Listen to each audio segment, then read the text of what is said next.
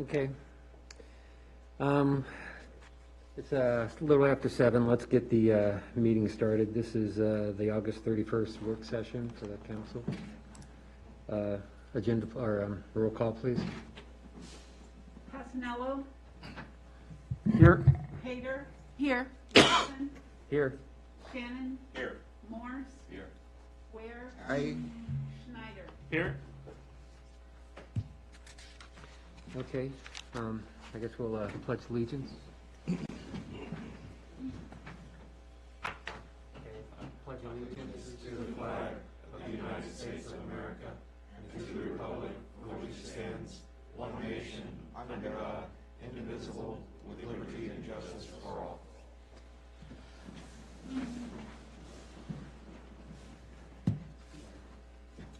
All right. Now we'll start on the agenda items. I guess first one, the IT proposal. Yes. Good evening, Council. Just wanted everybody to know these were number 1 and 2 for the most top priority for this council was the IT contract and security. You guys have been provided with Ralph. He is somebody who I did work with in the town of Occoquan, and he's had that contract for quite some time.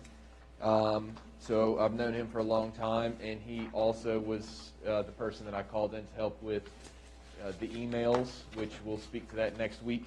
But I just wanted to bring him in. You guys can review what he has provided, which includes basically a breakdown of security. He actually brought up a good point. The specifics may not want to be brought up in public session because we are talking about our weak points in security. But he can kind of give an overview of what he thinks should happen. And then today I was finally able to get Terry, the current contractor, to provide us a quote as well. You can see there's a lot of similarities. However, it is about $900 to $1,000 more expensive for about the same thing when it comes to the servers. And the annual cost, if you actually break it down, we were paying Terry, it was about $11,000 in 2019. Based on the monthly costs, for the computer doctor, it'd be $475 a month, so that'd be $5,700 annually, and then he provides 3 hours of service each month with that $475, and then after that it's $105 per additional hour. And I've worked with him, and I know that he's more than capable of handling some things, I think, at a faster rate than our current contractor. But I'll invite Ralph up there to speak on the item. Let me. Hi, yeah, is this on? No,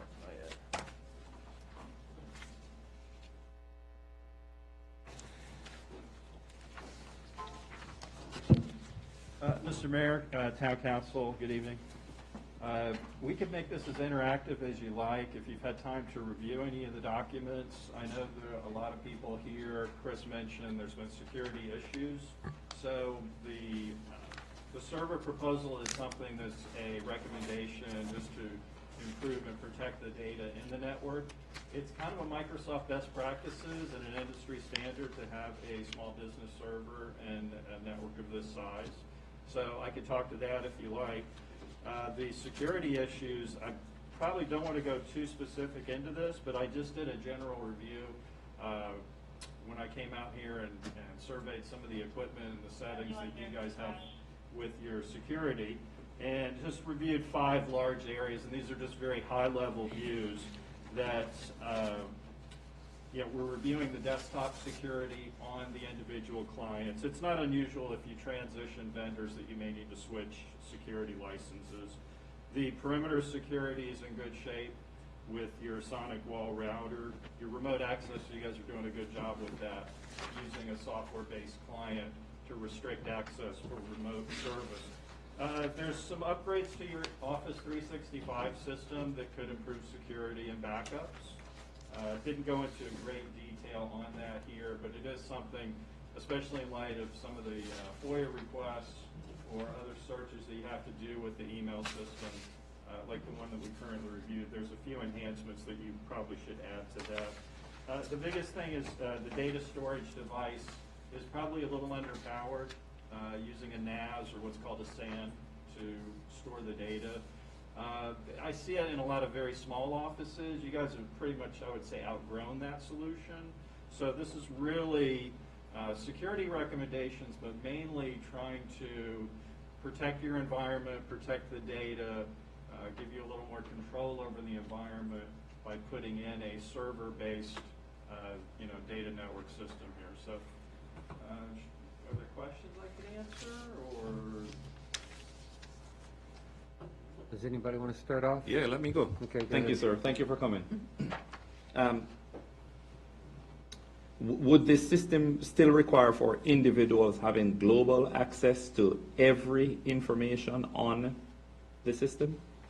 No, and that's not usually how you do it anyways. I'm not sure how the SAN is set up now, but Microsoft uses this least highest level access, I guess. So everybody starts out as a user, and then the access is granted based on job position or department.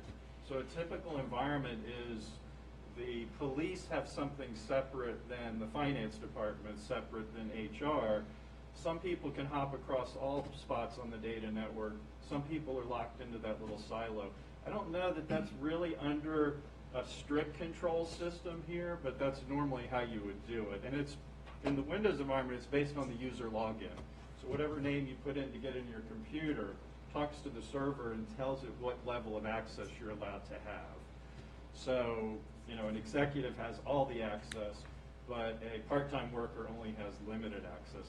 That's pretty standard in any kind of setup. And we, of course, would need the guidance from you guys how to set that up. But that's pretty straightforward. Let me try to be a little bit clearer. Yeah. If your services are contracted, can you go into the system and respond to my emails as if it were me? There's something where you can impersonate a user. It's called a send as permission. So yeah, I guess it's possible. It's not something that's that easy to do. And that's something that is actually set up through Office 365 using the Outlook application. So that's not something that's specific to IT in general. That's actually how the Office 365 sets up Outlook to allow that. And, your question might be getting us something a little deeper about the auditing of access. And that's something, whether it's especially through the email system, it's something when Chris and I were looking into that email issue that you guys were talking about. There's something that needed to be turned on since your system had been grandfathered in. Turns out one of the clients already had that turned on. The auditing part was already on. But anyway, so yes, there is a way to see who is doing anything. Typically, you're going to have multiple admins to check each other too. So on my services as an individual user,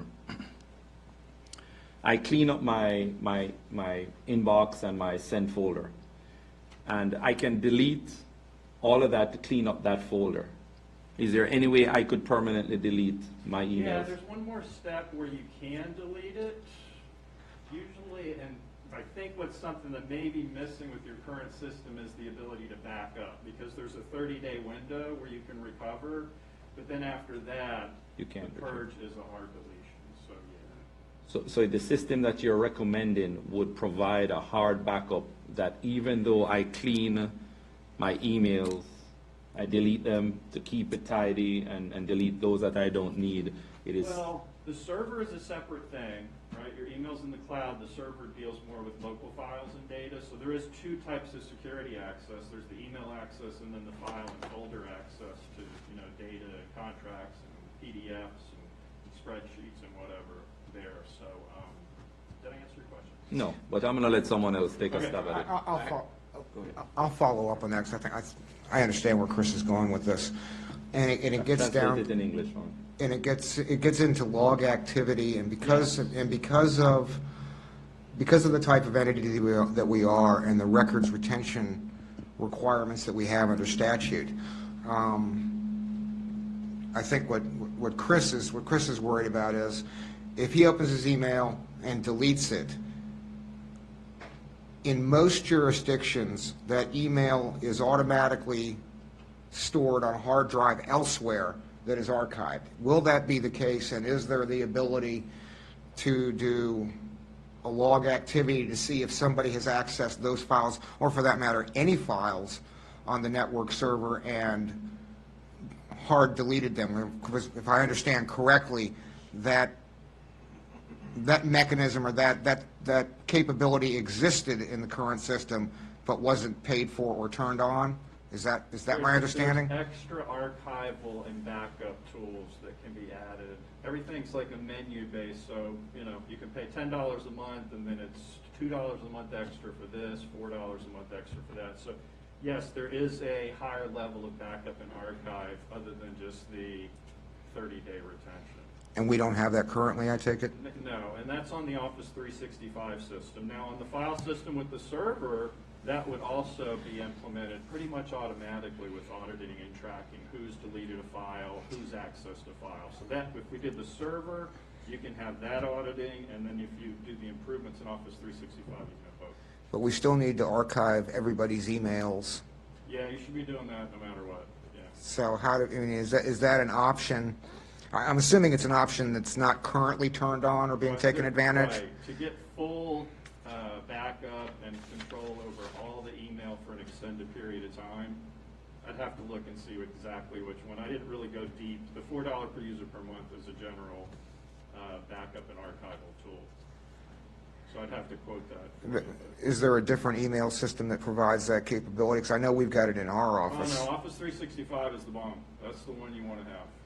But it may not suit our archival needs, is my concern. Just because of the add-on thing. Yeah, that's pretty typical, though.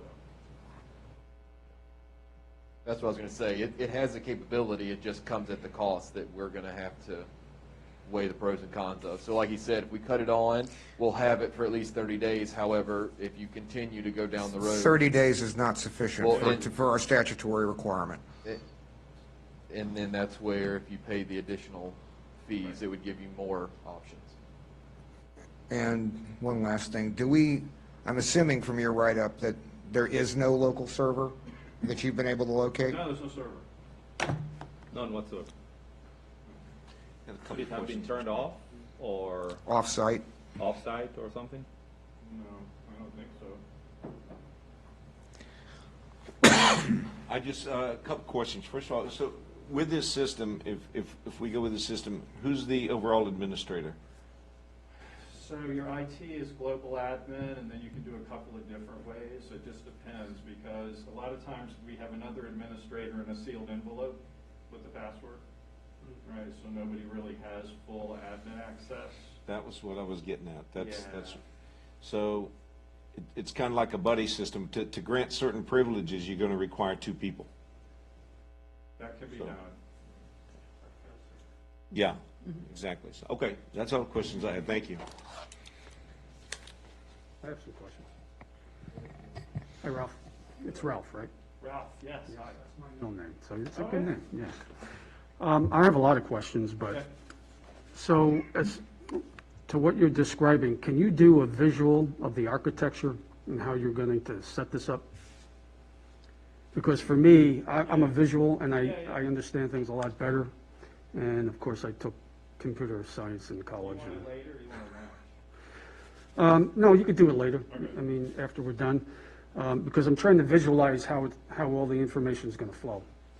And I think it would be helpful for everybody here to see that. I'll work with Ralph to try and get that for at least Monday's or Tuesday's meeting. Okay, that would be great, thank you. Should we go through any of this stuff? Or start with this? Well, I'm open for whatever you like. Okay. So, the system you're talking about, you're talking about 365, we're talking about the cloud, all the different elements of a architectured system. So my question about scalability, growth, is that built into this? Is it future-proof for that kind of stuff? So if we're just talking about the server, which is about local folder file access, typical purchase lifespan is about 7 years for a server. You try to do an analysis of the current data and take your best guess at what you're going to need to try to overbuy in the beginning. Not to get too deep in the weeds, but I mean, we get an 8-slot hard drive server, which maybe only 4 of those are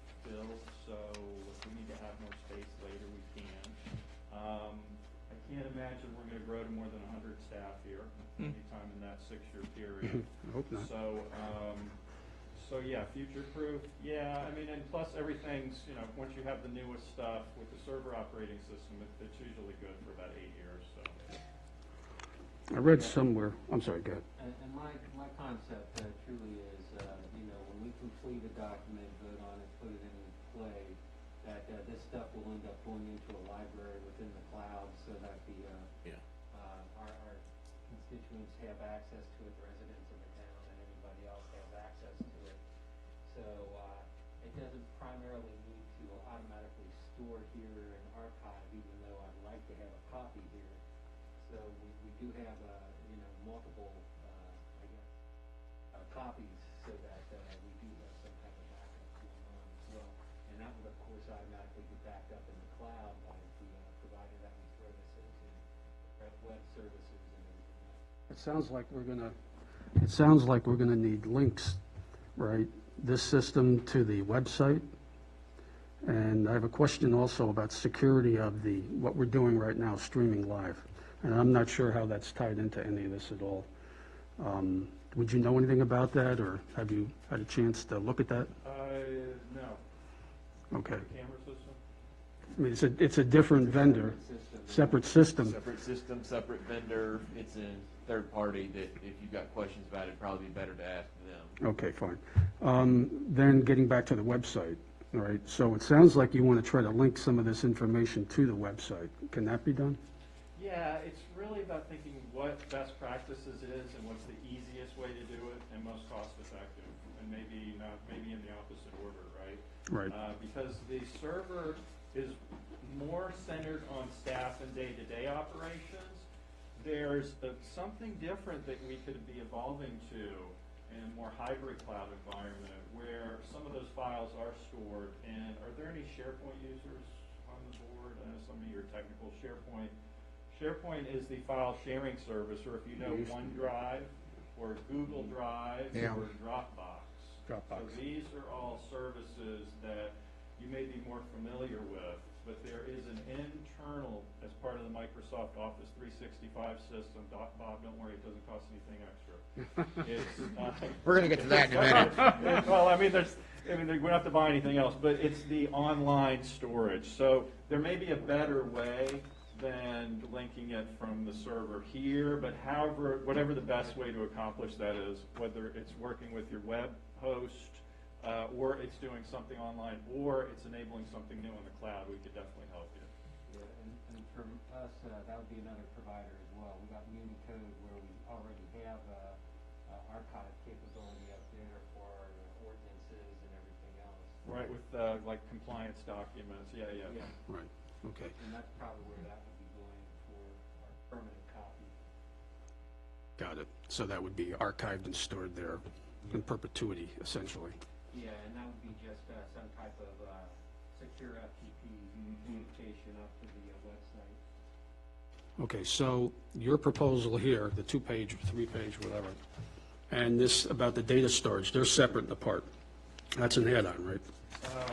Which one? Oh, yeah, these recommendations, these are all just generalities based on Your observations. your assessment. So, yeah, there's Chris is like, hey, what else should we look at? These are like my 5 big things. Okay, great. So I was going to ask the town manager, but if you got more technical, go for it. Yeah, I got just I understand Office 365 and the email functionality of it. My concern, I have two concerns. One, if we change administrators, if we change contractors, whatever, is there any chance that we're going to lose the currently archived email files for those employees that are no longer employees or those officials that are no longer officials, the historical stuff that's currently on the system? And if that's not the case, and we can, as I'm assuming it is not the case, that we can retain that information, is there a way to lock those files such that they can't be further altered in perpetuity without having to do the $4 a month for every person that's ever had an email account in I'm town? not sure. Okay. I need to find out about that. I'm not sure. I mean, just lock it and archive it and, The typical way that I do it when we have, like in Occoquan, we have council members leave, is the license is removed. okay, Right? And when the license is removed, the mailbox can't be accessed. that's not an option. So, hold on, let me, Temporarily, I mean, it can't be accessed unless someone with the licensing ability. Oh, So you okay. take the license out, and the mailbox sits there by itself, and nobody can do anything with it. And if you ever want to archive, FOIA it, search it, you add the license back. Yeah, it's a technical thing. But Okay. yes, Yeah. that's easy to do. Okay, But yeah, and you can get into more charges if you exceed a certain amount of storage, but you get like 50 or 100 gigs a user. So typically, you got, email going back, as long as you want. It Okay. doesn't take up that much room. I'm more concerned about it being removed. Right, Or no. lost. Yeah, it can just sit there. It doesn't have to, and in regards to the transfer, I am one of the global users, so all that would happen would be I would remove oh, yeah. the right. current contractor Okay. from it, and then I would add Ralph if that's what the council Yeah. wanted to move forward. So that changeover, at least for Office 365, would be pretty easy. Chris, thanks for bringing that up, because the only other issue with transferring can be if he's the one that bought it and he's the partner of record, but I can help you with that too. So there is a point where your vendor may own that relationship. You gotta make sure that. And that's one of the things I was concerned Yeah, about. you gotta make sure you own the relationship directly, so we'll make sure of that. But yeah, the way it would be set up here, I mean, you've already got a global admin too, so that's good. And then we turn the auditing on too, so the global admin can be audited too. Absolutely. Yeah, Now it can be. well, yeah. Well, I just find it unconscionable that there wasn't already, that the audit wasn't already in place. I mean, that's just, I was reading into it because I checked a couple of my other clients when I saw that, and it appears maybe you guys were on and they grandfathered you in, and it's something they added afterwards, like a couple of years ago or something. So, yeah, kind of a weird thing. Chris, how many PCs do we have? Is it everything here? So I was gonna, we have about 15 on admin side, and then PD, how many? 8? 9 in the Okay. PD side, so 24 total. plus the appointed boards? Or is that included in your, This, the PCs, so the computers. so let's say outside, we're looking at 40, it's $160 a month. I mean, it's, I don't like it, but it's a necessary evil. So it's actually per email address, so we have about 52 email addresses. Oh, and that's what I was asking about. I mean, we don't have 52 currently valid email addresses, do? Yes. Or, I'm sorry, it might not be close, it might not be 52, I'm guessing around Current. 40 but at yeah, I could most. see about 40, Okay. yeah. Because 52 includes, when I do searches and things like that, so it's going to have previous council members, previous boards and commissions, so. I Yeah, could but see. we wouldn't be paying that $4 fee on those previous accounts, Well, or would and we? You probably could be removing a lot of licenses for non-active email boxes. I didn't go that deep and review your Office 365 setup, but I might help with that. Okay. To lower the cost. Well, if we're no longer on the council or the mayor, doesn't that email address go away? Don't we revoke that? Sometimes, yes, there's different. Why sometimes? Is that, Well, there's- should that be automatic? So there's certain situations, which we'll discuss in closed session, why we had to have it open. Okay.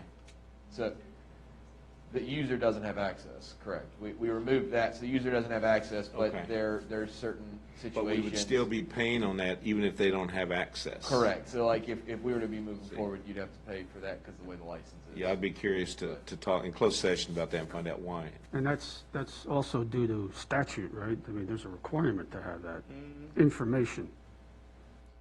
Well, No?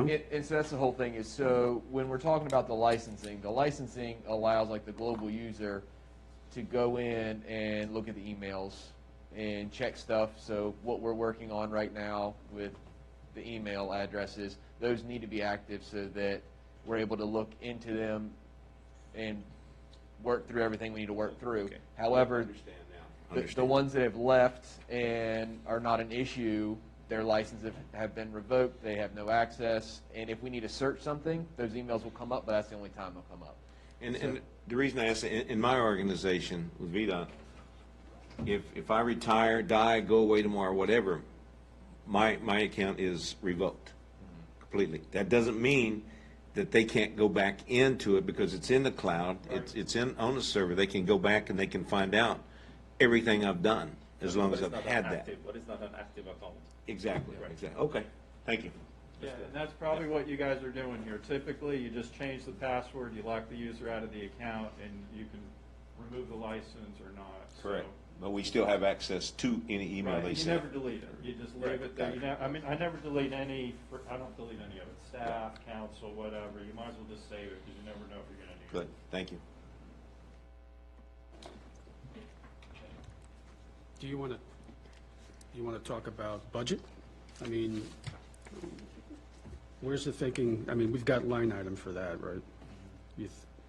Are we good? So, just like I had mentioned, in 2019, we spent about $11,000 with Terry last year. Based on the contract, if we work with Ralph, the base contract would cost $5,700. And then essentially, he would have an additional 50 hours and 30 minutes just to get to where we were with Terry last year. And like I said, my recommendation, Ralph is going to be a little bit faster than Terry is currently. So I think it would be beneficial. Can you repeat? Before we continue on, are we done grilling Ralph? I have one more question for him. Couple more. I'll let Marshall go first. Let's Uh, kind di- of go over this before we get back over. Yeah, well, mine's actually kind of a budget related, but it's specific to him. To implement the new server and everything else, can you give us a range of costs, high to low, or low to high? I think I'm just flat rating it on this thing. I mean, equipment and everything else. Yeah, I mean, I already quoted the server costs. I mean, this is pretty much flat rate price. Okay. You know, $3,800 for the server, $2,800 for me. I'm looking simply hardware costs for everything. Just the server's $38. Okay. And I'm assuming we're just piggybacking on licensing and everything for the Office 365. We'll address that when we get to the budget, because we've already put a line item in for that. Marshall, you have some questions? I have a couple questions. So I have to assume there's best managers for local government. You support several local governments right now, Occoquan, or other jurisdictions that you support? Occoquan, yeah, man, they're great. Other jurisdictions you Dude, that's support? my only one. But not as great as Haymarket was. Okay. You're being recorded. So, Right. so again, Chief, get his license I number. know. So much for that contract.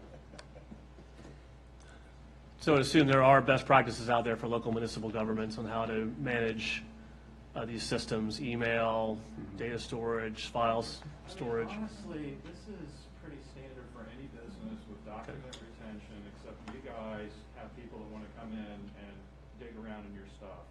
So it has to be more organized, it has to be more restricted. And, you know, anything, you know, with the FOIA records, I mean, whatever your policy is, if it's 3 years, if it's 7 years, you know, we have to make sure you're retaining those records. You know, confidentiality is important with every client we work with. So, I mean, there are some specifics, like when I, you know, deal with backup domains. I mean, there's some things that are a little different, but it's not like it's some crazy different kind of business. Okay. Well, I imagine there's some state mandates on how we manage Correct. our systems, so make sure that we're compliant with that. Server storage, I still don't understand that if there's a network storage we have in the, or a drive in the office that we store data, it's in there, okay. When we were saying earlier, we don't know where the other server is that for the email server? What were we talking about? The main server for storage.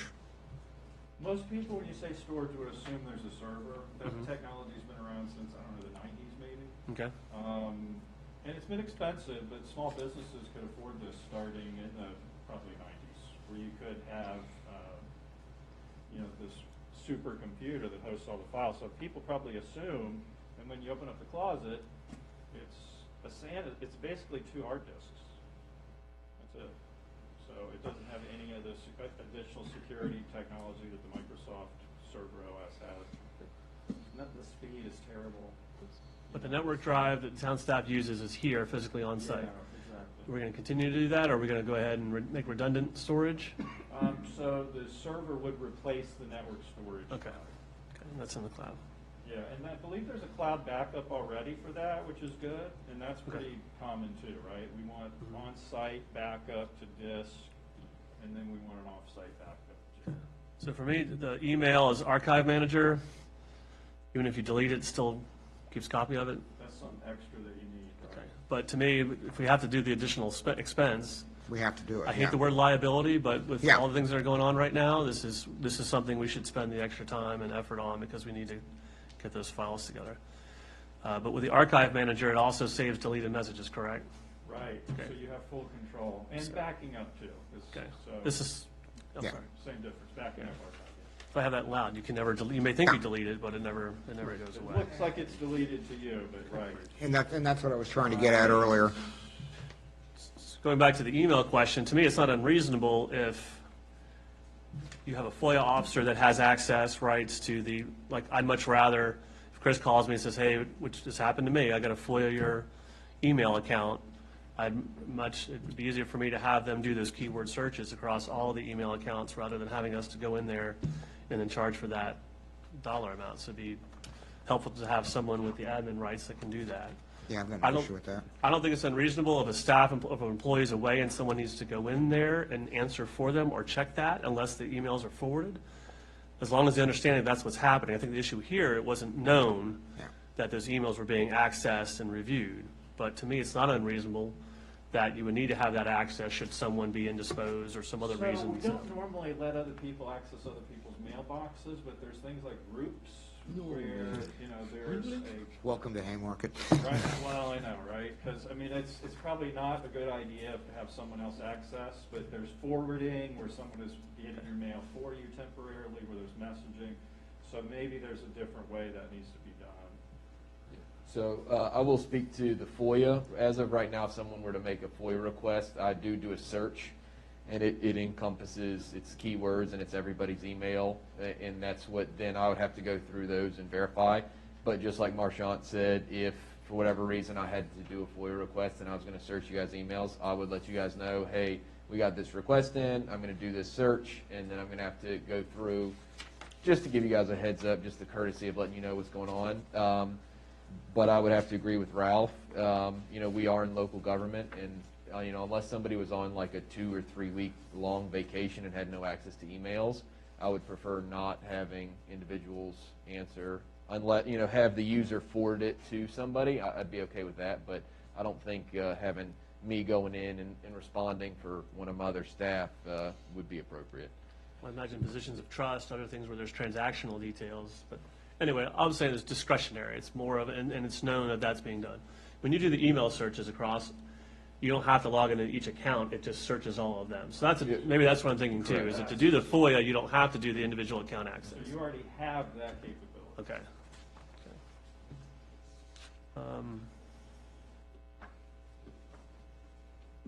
That's all I have, Mr. Mayor. Thank you. I did have a technical, Ralph, just one technical question. You were talking about remote backup before. How often do you propose to do that, and at what time of day? It really depends. I mean, usually it's nighttime stuff, overnight, but with incremental backups, it can almost be done anytime because it's just backing up the little stuff that's changed since the day before. Real-time backup on I'm sure, I doubt you could do it now, or maybe that's why things are so slow. You have to be careful. Real-time backup, you're introducing a lot of data into the network. If you're doing real-time backup, it'll slow the system down. So typically,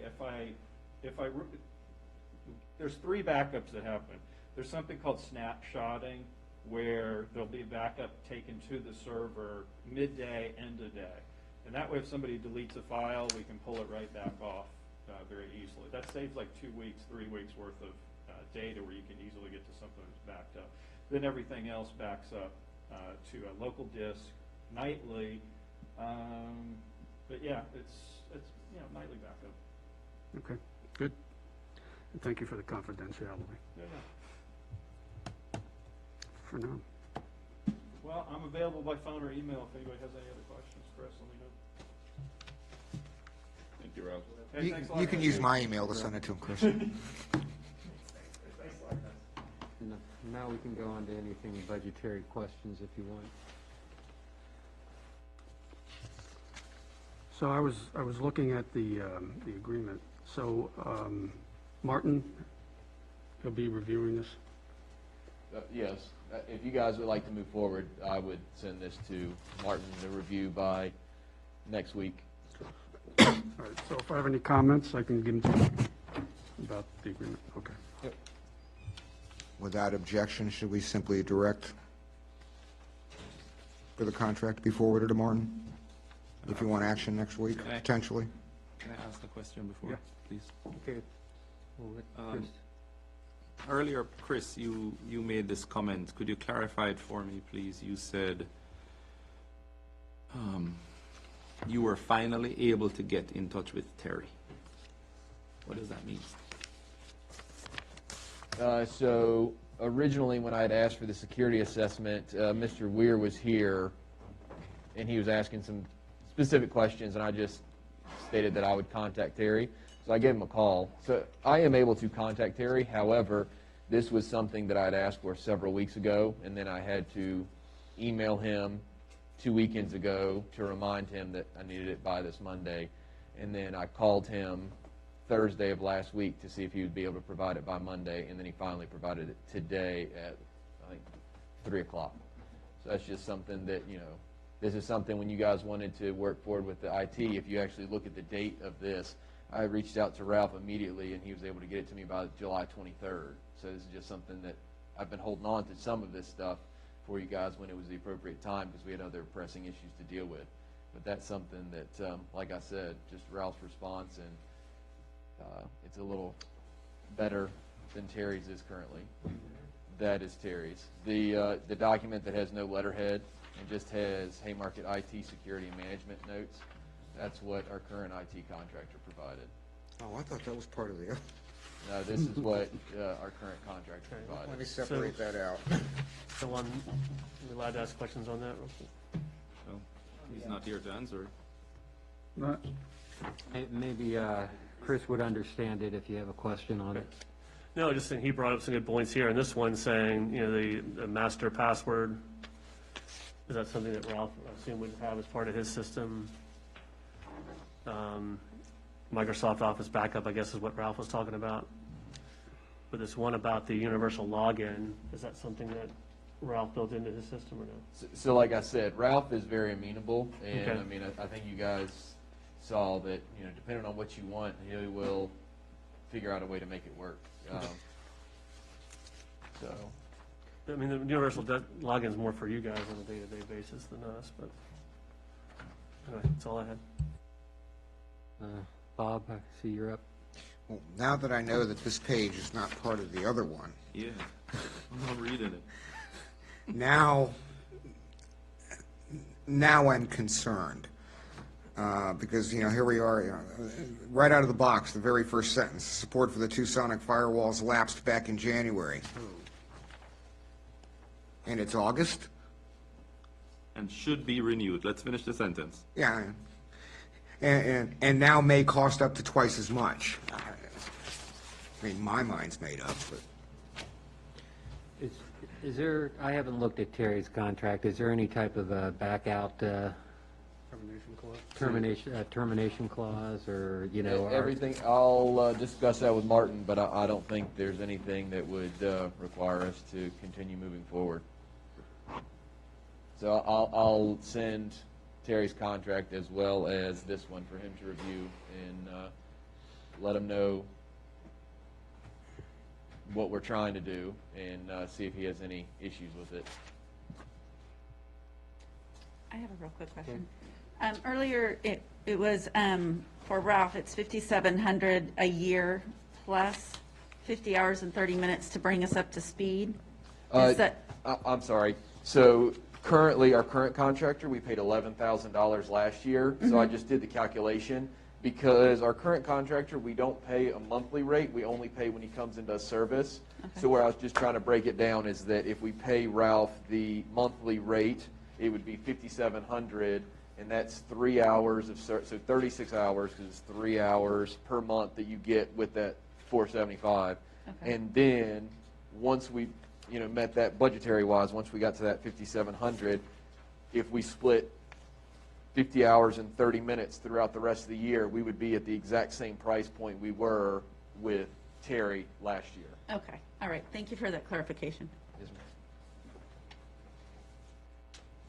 Anything else? I have a pretty sensitive question.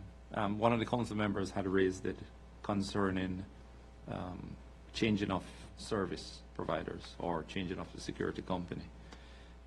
What possibly could happen within the next 7 days? Depending on what action you want me to take, we could resolve it and mitigate it pretty quickly. So there's certain things that we have. The security system, I think, is specific to our current individual. So that's something that we would have to get in touch with probably Ralph to provide us with a new security system so that we could remove that and transfer it over. But other than that, he doesn't, like I said, I can remove certain admin uses so that we could prevent any fallout. I'm concerned because obviously anyone listening to this conversation know the direction that we probably will be heading into. Correct. So the next 7 days is crucial for us to make sure that we don't lose any more files, because it sets the town up in a bad position later on just to know that we have files that are missing. So what is your recommendation as far as protecting the town and its information over the next 7 days, should the council vote to go with the new contract? So I'll do what I can to limit access everywhere that I can, and that's the best that we'll be able to do at this point in time, because unfortunately without the server, the hard backups, I do have an external hard drive that I've already backed up the system to. Granted, that was about a week prior to you guys taking office. So what I can always do is before I leave tonight, I can re-back up the system. So that way we would at least have all documents and files that we currently have on our local system. And I can ask Chief to do the same thing on the PD side, so then we would have all admin and PD documents as of the end of the meeting tonight. I suspect that's about the best we're going to be able to do. Yeah. And Chris does have global administrator rights, so he can restrict Can whatever you, IDs. as the admin, can you flip the log? Can you flip the log keys right now? Well, so this is the other thing. Just like Ralph said, right now we've got two systems. You've got one email that's complete separate from the local documents. Because you've got Office 365 and then our local system that has all the zoning and finance and all those drives. So yes, for the Office 365, I can flip that switch so that he does not have the authorized access to that. And then I can back up the local files. However, at this point in time, we don't have all the passwords. Like, I don't have the capability to go in and remove his passwords and all that from coming in, logging on and stuff like that. But the best, like you said, the best that I think that we can do with my knowledge on it is that if we go and save what documents we have in the company drives and then flip that switch for the Office 365 to prevent any email or Office 365 issues, that that'll resolve the majority of the problems. Now, something could still arise, but that's as much as I think we're going to be able to do today. Chief, do you have any concerns? I don't have any concerns with the criminal files that we have because they're stored in a cloud that our current IT person doesn't have access to. So the only thing we'd be worried about is emails, and I'm not real worried about that. So, and I will resolve that at the conclusion Yeah, of this what he meeting. does would also do ours as well. The passwords are the things that I'm concerned about because he has, we found out last week when I tried to do something with the phone system that he had access to that. He would give me the password to get in it. The phone system, like Comcast, as if he had more code resistant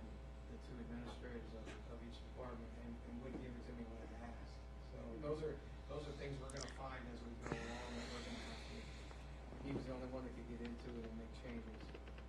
So that made him make me a global user of the Comcast account, and then delete it. Mr. Mayor, can I ask one more question? Chris, this first sentence here that's on Terry's, the 2 sonic wall firewalls, when you were, what was your appointment before? Not town manager, was it? Business manager? Business manager. Did you know about this? No.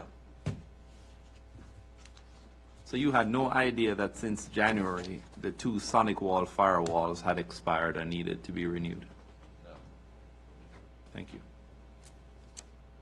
Thank you, sir. Okay, we good? Any more questions on this topic? Now I gotta get back to the original. There we go. Hey, Chris, Yes, sir. we have someone in the audience. Where are they on this agenda item? Can we move it up? so This is Mr. Friedman. This is for the CARES Act. So if you'd like to, we can do Yeah, that. if we can move it up, courtesy for him to get out of here early instead of dragging it on. But yeah, before we do that, there was a question that was raised about a directive. Did you want to go ahead with a directive to start processing? Well, with no objection, I think that sending the contract for the computer doctor as well as the current contract for BTH Solutions to Martin to review is what I will do. And this way at the September 8th meeting, we'll provide this and I will provide a draft motion for you guys to move forward. That'd be good. Okay. So I've got what I need. Okay, yeah, I don't really identify the, an agenda item for Mr. Friedman, is it? So this is for the CARES Act. Yeah, so let's move into that so we can, Yes, sir. Okay, so what we were able to do, you guys had originally asked if I could try and find an expert to assist us with the CARES Act. So what I have been able to do is I tried to work and get as much information as I could and get some items that I think we need to address. For example, the election, it was about $2,200, $2,300 more expensive than we originally thought. I got an email from Prince William County Director of Elections that was due to COVID, so that's something that would cover. Also, Emily had brought up a good idea that if we could get some picnic tables and iron tables, some trash cans and umbrellas to have additional seating, like in front of Town Hall, the back of the museum, because we have a lot of restaurants that actually don't have outdoor seating. So if you think about it, Pizzarama, Hidden Jewel, Cupcake Heaven, El Vaquero, they don't have, and with the limited capacity, if we provide additional seating outside, especially right here in walking distance, that's also something we'd be able to utilize CARES Act for because it's specific to assisting them to have outdoor seating. And there's a lot of people that actually do that at the park right now, and that's one of the reasons why I think we should address the extra trash cans. And that's just something that we'd be able to purchase and then carry over after the December 31st deadline. So it's something we would be able to utilize the funds and keep it moving forward. And these are the high dollar tables and everything, so that would be about $20,000 for all of those different items. And then I went into the nonprofits, areas that I really think that we should invest in. And one of the main areas, I think, is the rent and mortgage relief. We're currently working. I had asked Roberto to reach out to Wells Fargo, and we've got a contact. We just need to touch base because Wells Fargo is the #1 lender here in town. So we're going to try and touch base and see how many mortgages are delinquent to kind of get the need. But that's something that a lot of people are previewing or forecasting is going to be an issue, especially here in the future. So there's several organizations that provide that. So if you are interested in kind of see some of the organizations that I'm looking at for that, Prince William County Area Disaster Fund, that's something that almost $1 million has been invested in for different items. And if you go to their website, or I can provide you guys a link, it has a breakdown of basically all the different organizations. So, for example, one is Action and Community Through Service. It's ACTS. They're based out of Dumfries, and they provide utility assistance, rental assistance, and medication assistance. So that's something that, this is where having Miles come in and help would be beneficial, because I think we have a focus to move forward. However, getting with these organizations, creating an agreement, and basically overseeing the benefit of what happens after we donate the money, I think that's something that would be beneficial for you guys to see, and that's something that he would be able to assist with on top of everything else we've got. Some of the other things that we would want to look into is food shortage.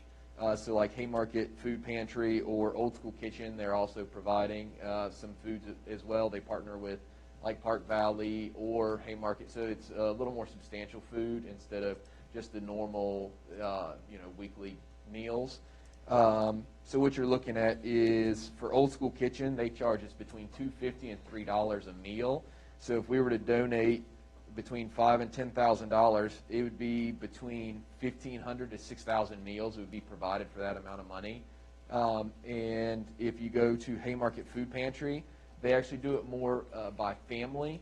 So for a family of 4, I believe, it's $150 for a week normally. So they try and break it down to $75 to get those families about 3.5 days.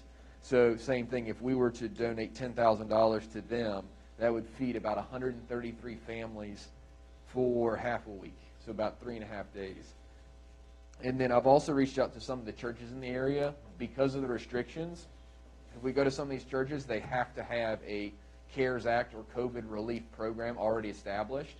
Some do. So, for example, Haymarket Church is one of them, and they've been helping me get in contact with some of the other organizations that they are helping. And really, that's where we're looking at. And then as well as the disaster fund, I'd like to investigate some more, just to touch base with some of these organizations, because I think the focus should be on trying to help the residents of Haymarket. However, if we're helping some people that are just outside that imaginary line, I still think that should be the priority. I don't think that we should be in the business of giving money back because we couldn't verify that it was in-town in-town businesses or restaurants or residents that got the help. I think that, as a region, that's where we need to focus on and help everybody. And this is something that, talking about Miles, that I think he can actually help with the businesses and resident aid. So some of the stuff that we looked at and did, I did a survey for all the businesses, and Emily helped, and we had some part-timers running around talking to some businesses that were open. And 4 out of the 22 businesses that did the survey said that they would need help within 3 months. Everybody else said that they didn't need help, or they may need help in 6 months, but it wasn't like a dire issue. And because of that, I think that's something where we should focus a little more broad, because the most common challenge that all the 22 businesses felt was decrease in customers. This is something that I think Miles would be able to help with. We had discussed a voucher program for residents to go to the restaurants or maybe businesses. So this is something where we'd have to come up with that agreement like I was talking about, talk to the restaurants, talk to the businesses, and then you have to go through a nonprofit to get the money to the residents or the vouchers to the residents and then basically pay that back. But with Miles and his experience, he has plenty of contacts. You guys can see the resume and the bio, his experience, that he has people that I think would be able to help and assist us in that. And there's plenty of things that I think we've investigated. For example, the website, having a page for town businesses, like if they're hiring or if they need people, because you've got people that need work, and if there's in-town businesses that are hiring, I think that'd be a good service that we could try and use. But that's something that, we are probably going to want to hire, whether it's a website designer or somebody part-time that does that to assist us to make sure that we can get it through relatively quickly, because we need it done now so we can help them. And I'll invite Miles up to kind of just talk through some of the other things that we discussed and stand ready to answer any questions that you guys may have. Well, Mr. Mayor and members of the council, thank you so much for having me here tonight. Thanks for moving us up on the agenda. I appreciate it. Mm-hmm. I think that Chris has done some tremendous groundwork here in looking at the issues that can be addressed and different options.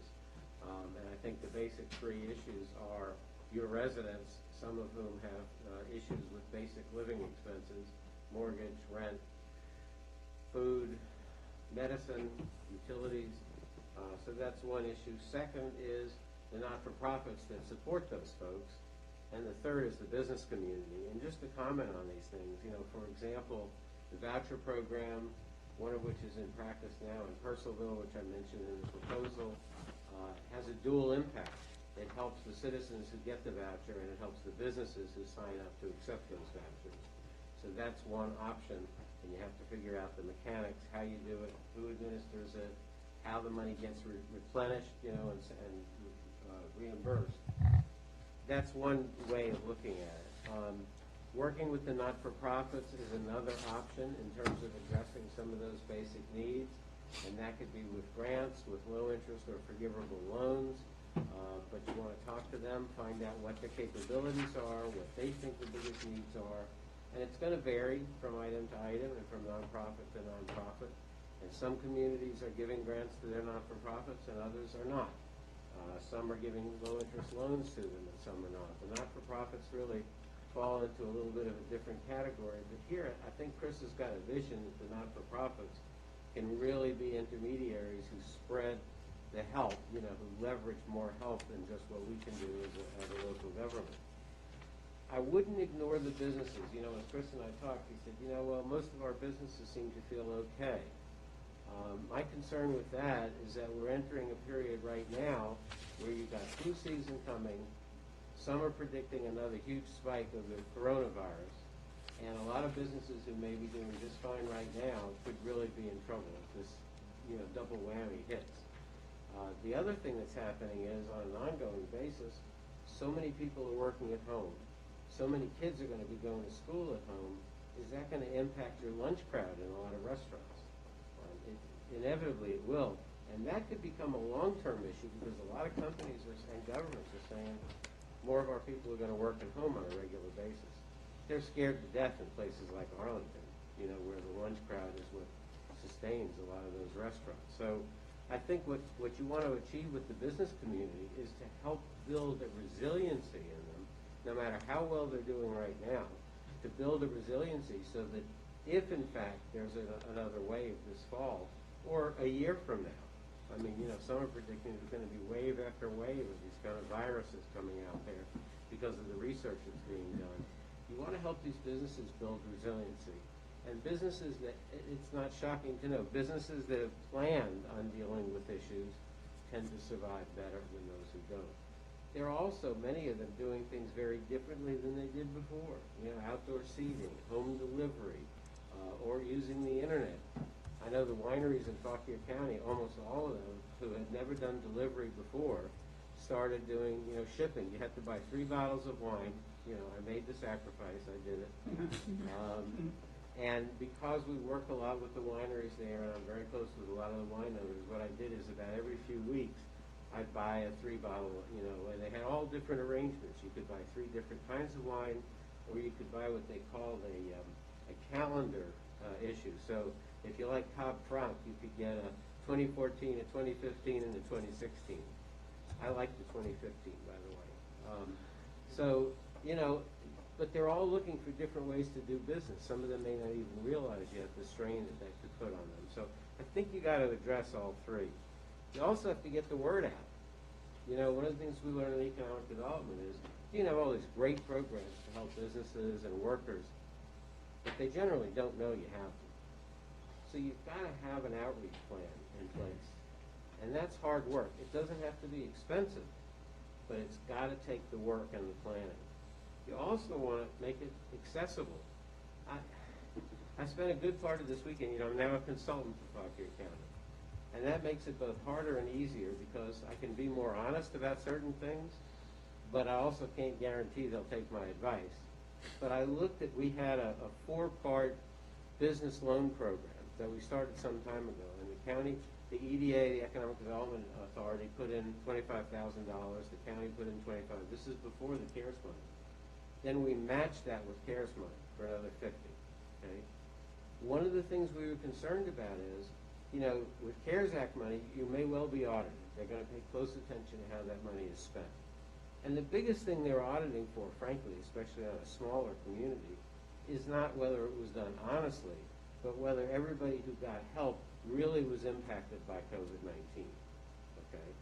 So we tried to make the requirements for our grant program one page. We wanted to know where they were located, we wanted to know how much they had suffered, how they were going to use the money. That's pretty much it. We weren't going to give them a 6-page set of requirements to read and understand and fill out. Unfortunately, the latest tranche, which came through the CARES Act, I looked at it, and the head of the EDA called me at home this weekend, and he said, what do you think about this? The county wants us to administer it. And I said, the program looks great, but there's 6 pages of stuff they have to fill out, and about 4 different things of personal information they have to supply, and you're only giving them a max of $5,000. So you want to look at what the scale is of what you're giving out and how much you're asking of the individuals or the businesses so that you get the information you need, because you have to be accountable for it, but so that it's still worth the small amounts of money that you're providing these folks. So that's an issue that, that has been paid attention to by every community. I've spent a lot of time working with the Northern Virginia EDA, the New Economic Development Alliance, and, we're a member. I'm a very active member, in fact, and we spent all afternoon today on a Zoom call talking about the COVID issue, where we all stand, what we all did. Just about every county did a grant program and a loan program. We were lucky. We had a small business grant program and a small business loan program already in Fauquier County, both of which within 48 hours we turned around into emergency grants and emergency loans and made them even easier to obtain. But everybody is concerned. And, as a small community, I share the concern because on the one hand, in a small community, you know everybody. You're closer to a lot of the people and you really want to help them. On the other hand, your resources are limited. So I sat there and listened today to one county said, well, we only put $6 million into our small business loan program. And we only put $12 million. We only put $9 million. I put $100,000 into our program. But, for a smallish rural county that doesn't have much of a history of doing this kind of thing, that was a lot. And then we also had our loan program. And our loan program, which had been, we were charging an interest rate of about 5%, we cut that to 3%. We added a 6-month holiday. We added a couple of other factors to make it easy to get and easy to use. And people liked it so much that several businesses who've grown up in the county, many of them helped by us, donated money to that loan program. So that gets into this issue of partnerships. I said this in the proposal. Nobody can do it alone. But, you've got a community college fairly close by. You've got a 4-year university that has a small business development center. You've got the nonprofit groups, the types that Chris talked about. You've got bankers, and I understand, just by coincidence, it's Fauquier Bank that you have here in this town. Is that right? Mm-hmm. Fauquier Bank was one of the founding members of our small business loan program. So I think they could be talked into participating in some fashion. We had 5 banks donate $5,000 apiece to start our small business loan program, and they were one of them. So, there are a lot of ways to do that. My goals in helping, and I hate to be classified as an expert because immediately you'll find out all the things that I don't know. But the fact is, I'd want to spend time with all of you to see what your visions are. I've had some good talks with Chris. I'd really want to find out what your priorities are. And I can talk to you about what other communities, some with grants, some with vouchers, some with loans, some with technical help. And that's the other thing. Manassas found a way to address workforce, one of my favorite issues, which has been largely ignored by the feds. And they did it by referring people and working in partnership with the Workforce Investment Board, which is a federally funded group that helps an entire region, and with Northern Virginia Community College to make sure people get the training they need to be ready for the post-COVID environment or the current COVID environment. Prince William County also has a housing assistance program, and there are a lot of requirements to meet that. But you look around and you see opportunities to partner with the county, with the community college, with private groups, with the banks. Those are the kinds of things I'd like to help put together for Haymarket. So happy to answer questions, give you more information. Okay. Anybody have any questions right up front?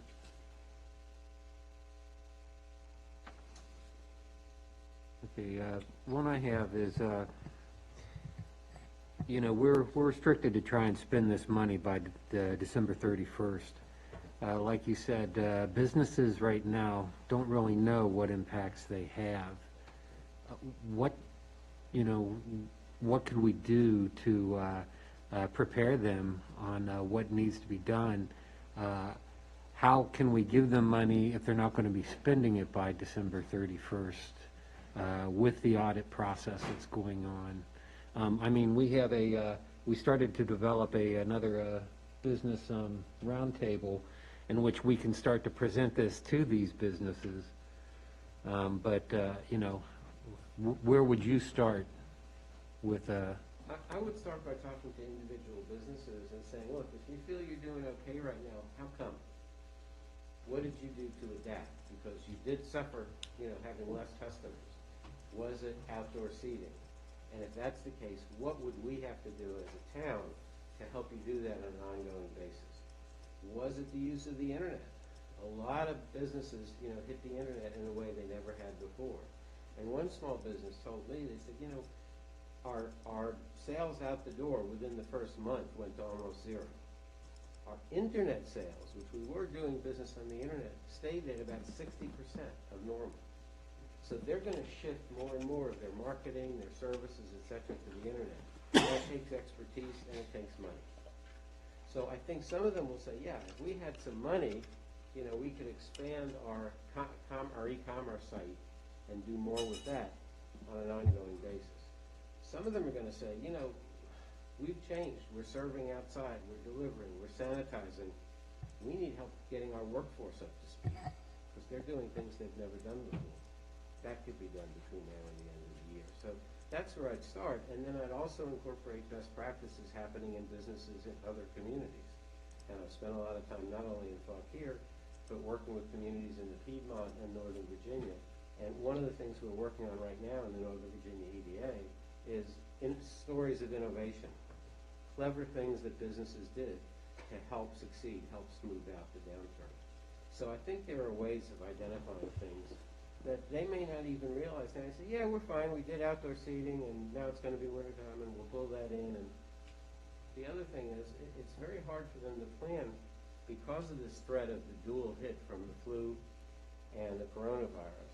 And you know, what I hear from businesses all the time is our biggest fear is uncertainty. And right now, uncertainty is the prevailing issue for businesses. So we address that head on, and we say, what are your concerns? Is it finding people who are trained to work under your new conditions? Is it continuing to reach people? Is it being able to reach beyond the town's borders to generate customers? And Chris and I talked a little bit about a marketing strategy. Get the word out. Hey, we're open safely. Come see us. We do the same thing internally to get people out of their houses because there's a lot of fear out there, as you know. So those are some of the things I would address. I also thought about developing a resource guide for businesses, homeowners, and individuals, which would still have relevance after the first of the year. Where can you get help? What's an SBDC?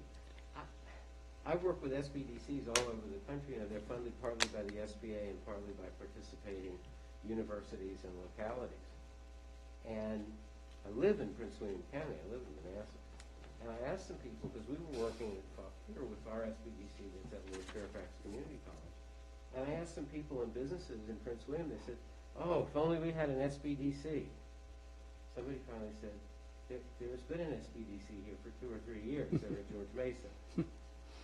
So, you know, I talked to Christina Wynn with the county and Patrick Small with the city of Manassas. Said, you got to help get the word out because there's a lot of help that these businesses can get. People didn't know. So that's another thing is a resource guide, which wouldn't take a lot of work and it would be something you could put right online, attach it to the website. You could put it in hard copy. Go ahead. I'll wait. So, first of all, I appreciate the document you put the time and effort into. The action plan, let's get this straight. So we had to spend this money by the 31st? Right. Okay, so here you're talking about, was your three-phase plan so that at the end of the year, start distributing monies? Or you're saying that within this three-phase plan, you could do it within 2 months and have monies awarded by the end of the year? It's the latter, okay. Oh, it's definitely front-loaded, no You can't doubt. just commit the money, you've got to spend the money. Understood, okay, so when you said through December 31st, I assumed you would be facilitating from beginning to end. So you would be there at the end, once the monies are distributed and then follow, okay. Correct. So if you look at the third phase, you will see that some of the meetings, like I was discussing, that he's willing to meet with the businesses and everything afterwards to provide kind of a report to show how it was beneficial. So that's where. It's a feedback loop. The feedback loop, exactly. So towards the end of the year or beginning, that first meeting in January would actually be more like a report of this is what happened. Okay. And this is how it helped. So I think that, does that help?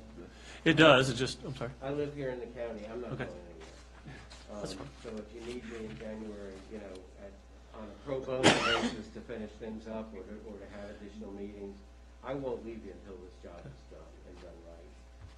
The other thing that I mentioned to Chris is you may find some of the practices you engage in here are really helpful, and you may want to say, so which things do we want to source through and say, we want to keep these services, how do we fund them?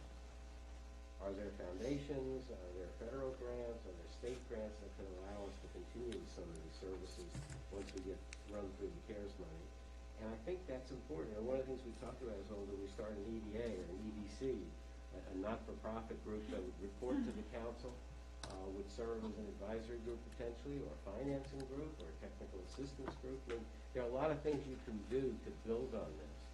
And, you know, I'm big on the idea of momentum. I think you can generate some development momentum here that could carry beyond CARES and the COVID crisis. So that would be helpful if, you know, this is, as I said, this is a good document. I appreciate you putting the time and effort into it. It's certainly what we were looking at doing. If we are to revisit this next week, maybe putting a little bit more of a critical path, I'm sure you'll get some other feedback tonight in terms of timelines and in terms of the phases would be helpful. But I'm impressed with the work so far. Thank you. I would be very excited and enthusiastic about working with you guys. Just one more final thing. So 2 points of feedback. So I did hear as well that some of the paperwork for some of these loan programs is a disincentive, and some folks that I know that are in need have had walked away from it just because of the redundancy and just having the time and effort necessary to get into it was a problem. So, but I would agree the needs now, not later. So thanks. We'll hit Joe first. Mr. Friedman, thank you. This is really good. I like what I'm hearing. It seems to me, though, that you're going to have to really hit this hard on day one, right? And so you'll be spending a lot more time doing whatever outreach, businesses, residents, organizations, and what have you. So, I mean, you're prepared to do more on the front end to maintain it going forward. One of the things I think I'm concerned about, and I think others may be concerned about, is the speed with which to get some of that money out there. So that's critical. Your hierarchy I really liked. I agree with that, you know, the residents, the not-for-profits, and the businesses. And I think I would support that fully, that if you want to know where I'm coming from, I think we need to focus on our town. And of course, yes, there are peripherals to that, no doubt about it. But as much as we can do for our residents in town. And I think there's a lot we don't know. Not really sure how you're going to find that all out. It's going to take considerable outreach, and I like you saying that outreach is so important. So you were saying some communication would be like a newsletter, I think, or something to that effect, or your thoughts about how you would do the outreach. Yeah, a lot of it would be personal, a lot of it would be through organizations. I'd want to call on the Prince William County Chamber to help, and then you've got a local business organization. The press ought to be willing to help. Let's get it into Inside Nova and to the any community newsletters and so forth. Social media. Social media, absolutely. we'd also send like a postcard to all the addresses that pay real estate tax. That's something that we'd have a just snapshot of all the different areas that we're providing aid to. And that was one of my questions when I was reading this about the Percival idea, which I think is a great idea, a voucher system. I mean, talk about eligibility for things like that. Any sense of who would be eligible? Would it be just a basic 800? Whatever. So essentially, I mean, depending on how we want to do the voucher program, you do need the assistance of a nonprofit. However, you could do it, and this is how some of the other localities have done it, is they provide the vouchers and basically say, if you don't need this, you know, you probably know a neighbor that does. Right. And then you can provide that voucher to them, so then that gives them double the buying power.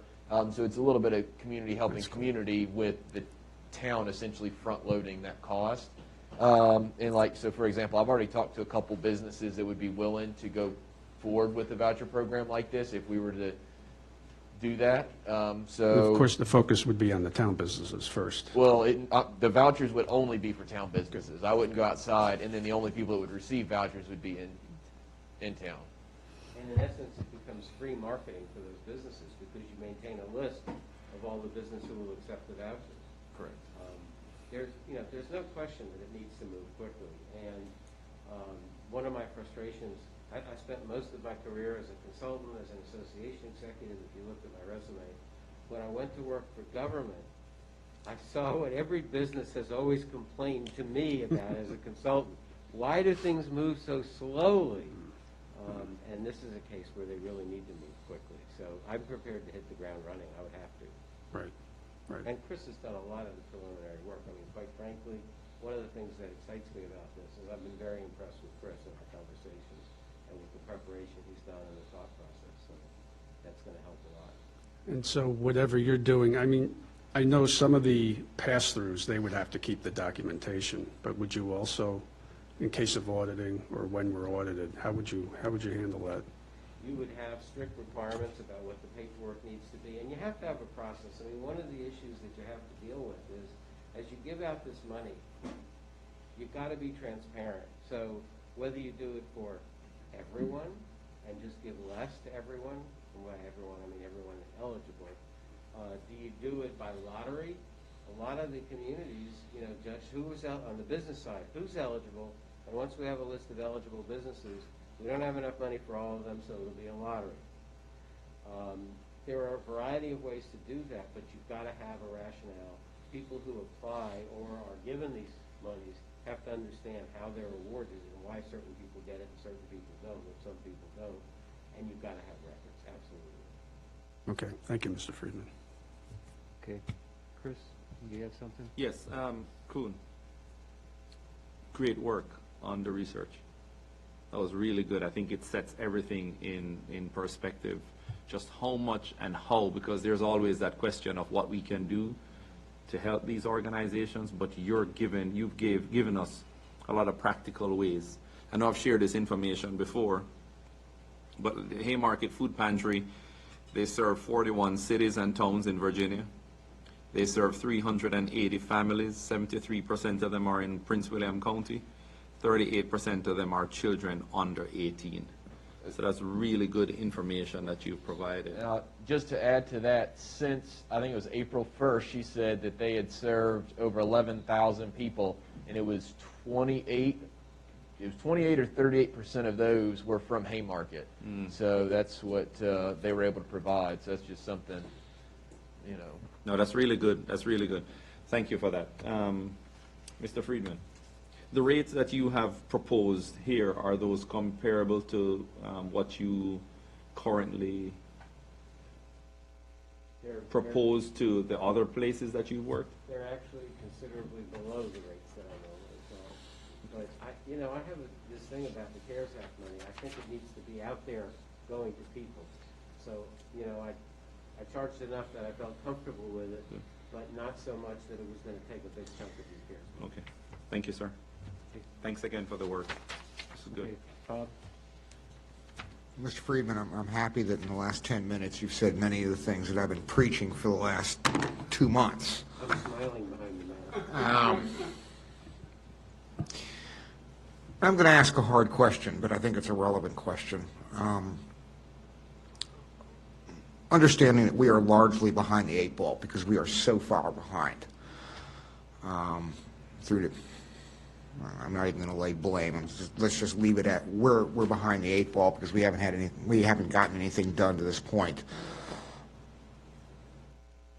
Is it reasonable to believe that we can make adequate use of not only the first tranche of funds, because I believe we're going to get the second tranche of funds next Tuesday, or the authorization for the second tranche of funds, and essentially, can we pull this off in 120 days? I think so, and I'll give you a couple of reasons why.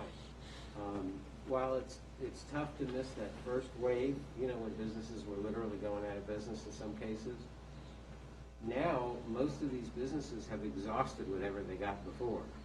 And so the few communities out there, I know that Orange County and the town of Orange just started a program. Culpeper and the town of Culpeper have just started a program with their CARES money. And businesses are thrilled because they're saying, the SBA money is pretty well dried up. Our money that we got has pretty much dried up. And again, I think this is one of the toughest times for businesses because they've not been ordered to stay closed, so they're open. Are they making enough back to cover the overhead of being open? Are the new ideas working? Are they sustainable? And what's going to happen this fall? So, I think that if you go into this with the right attitude, that you'll be a godsend for somebody. I guess one of the questions is what happens if the restaurant seating capacity isn't increased, winter comes and you can't sit outside anymore. So, yeah. All right.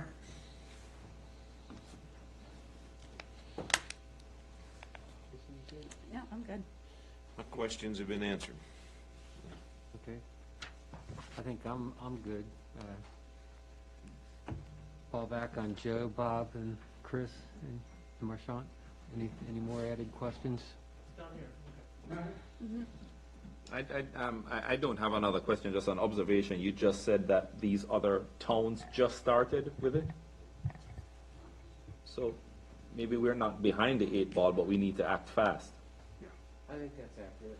Okay, because we received this money when? June, going into July, so it's... Signed in July. Yeah.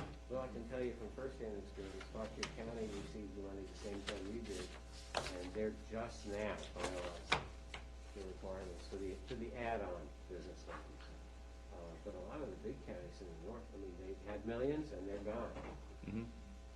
No, I think it's perfect timing, sir. Thank you so much. And I can, go ahead. What directive do we need, I guess, for the next step? Do we need to give directive on the next step, or? I'll take a similar directive as the first one, if you guys are okay with it. Yep.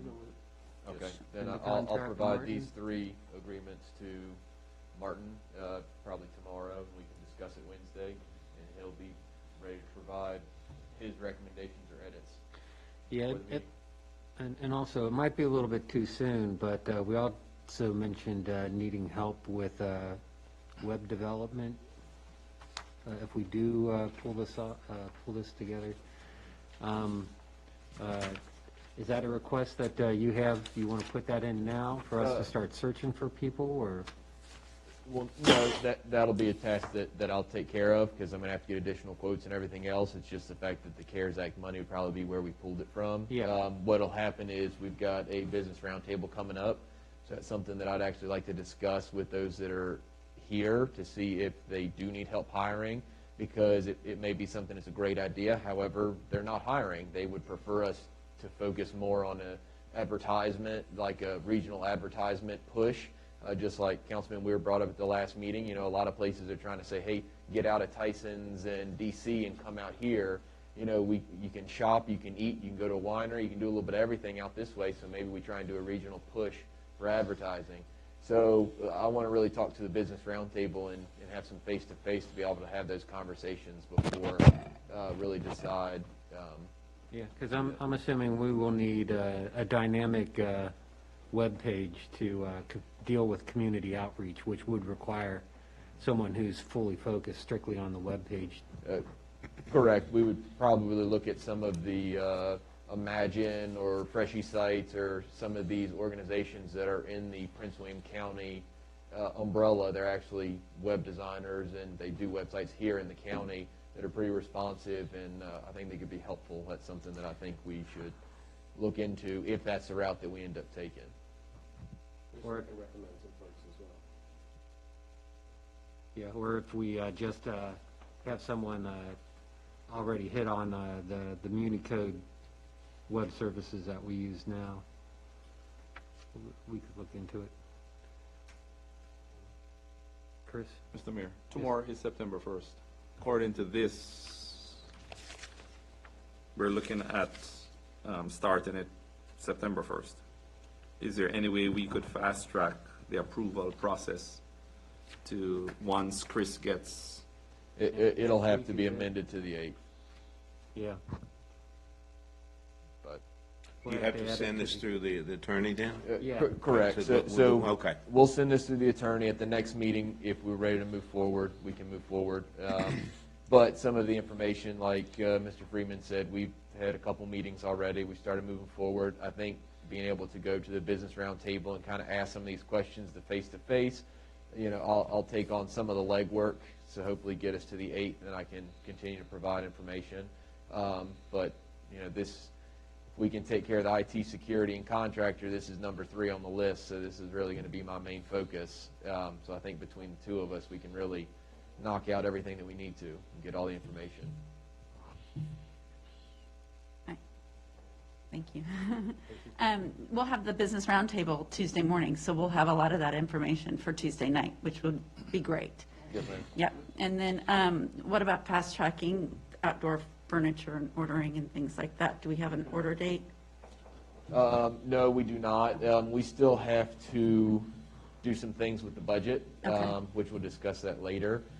But we do have some options, but we can wait till we Okay. have the budget discussion. Okay. Anything else? I guess we get to move Thank forward. you, sir. Thanks for coming out. Thank Thank you, you. sir, and for your good questions and enthusiasm. I'm looking forward to working with you. Thank you. Thank you.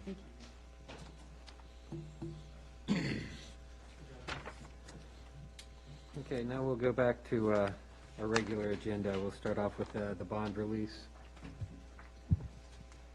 So we're on packet page 3 and 4. So a couple weeks back, of course, we've had a lot of rain this weekend and again today, but a couple weeks back, around the 13th of August, we had significant rains in the morning.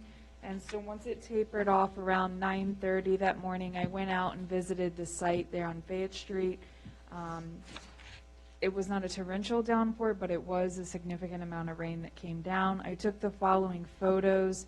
So the first two, as you can see here, that's the first home that was built by this developer, looking right into the stormwater inlets there, going up the property.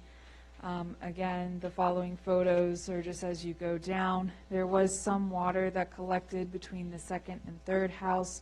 That's visible on the top of packet page 5, the top left photo. So as for the actual drainage there along the streets and under the driveways, this was approved by VDOT the way that it was installed. Aside from a little bit of weed whacking that should probably be done to help keep that pretty clear, the water was moving through there steadily. There were no issues at those 3 locations. I did want to call out that we have had problems in the past. If you look at page 6, the property that was already there, the residential home that sits behind Exit Realty, that is where we have a backup. You can see the standing water when it gets to this point. Their small pipe that runs under their driveway has either been crushed, clogged, or severely damaged. So when we have heavy rains, we have flooding that starts about midway on this property, and depending on the amount of water that comes down, can extend all the way down to Exit Realty and cause a little bit of flooding there in the road, along their driveway, along Exit Realty's driveway entry. So those are the areas of concern. but these are not the properties that our developer put in that is asking for bond release. His three, based on this, were clear and steadily moving.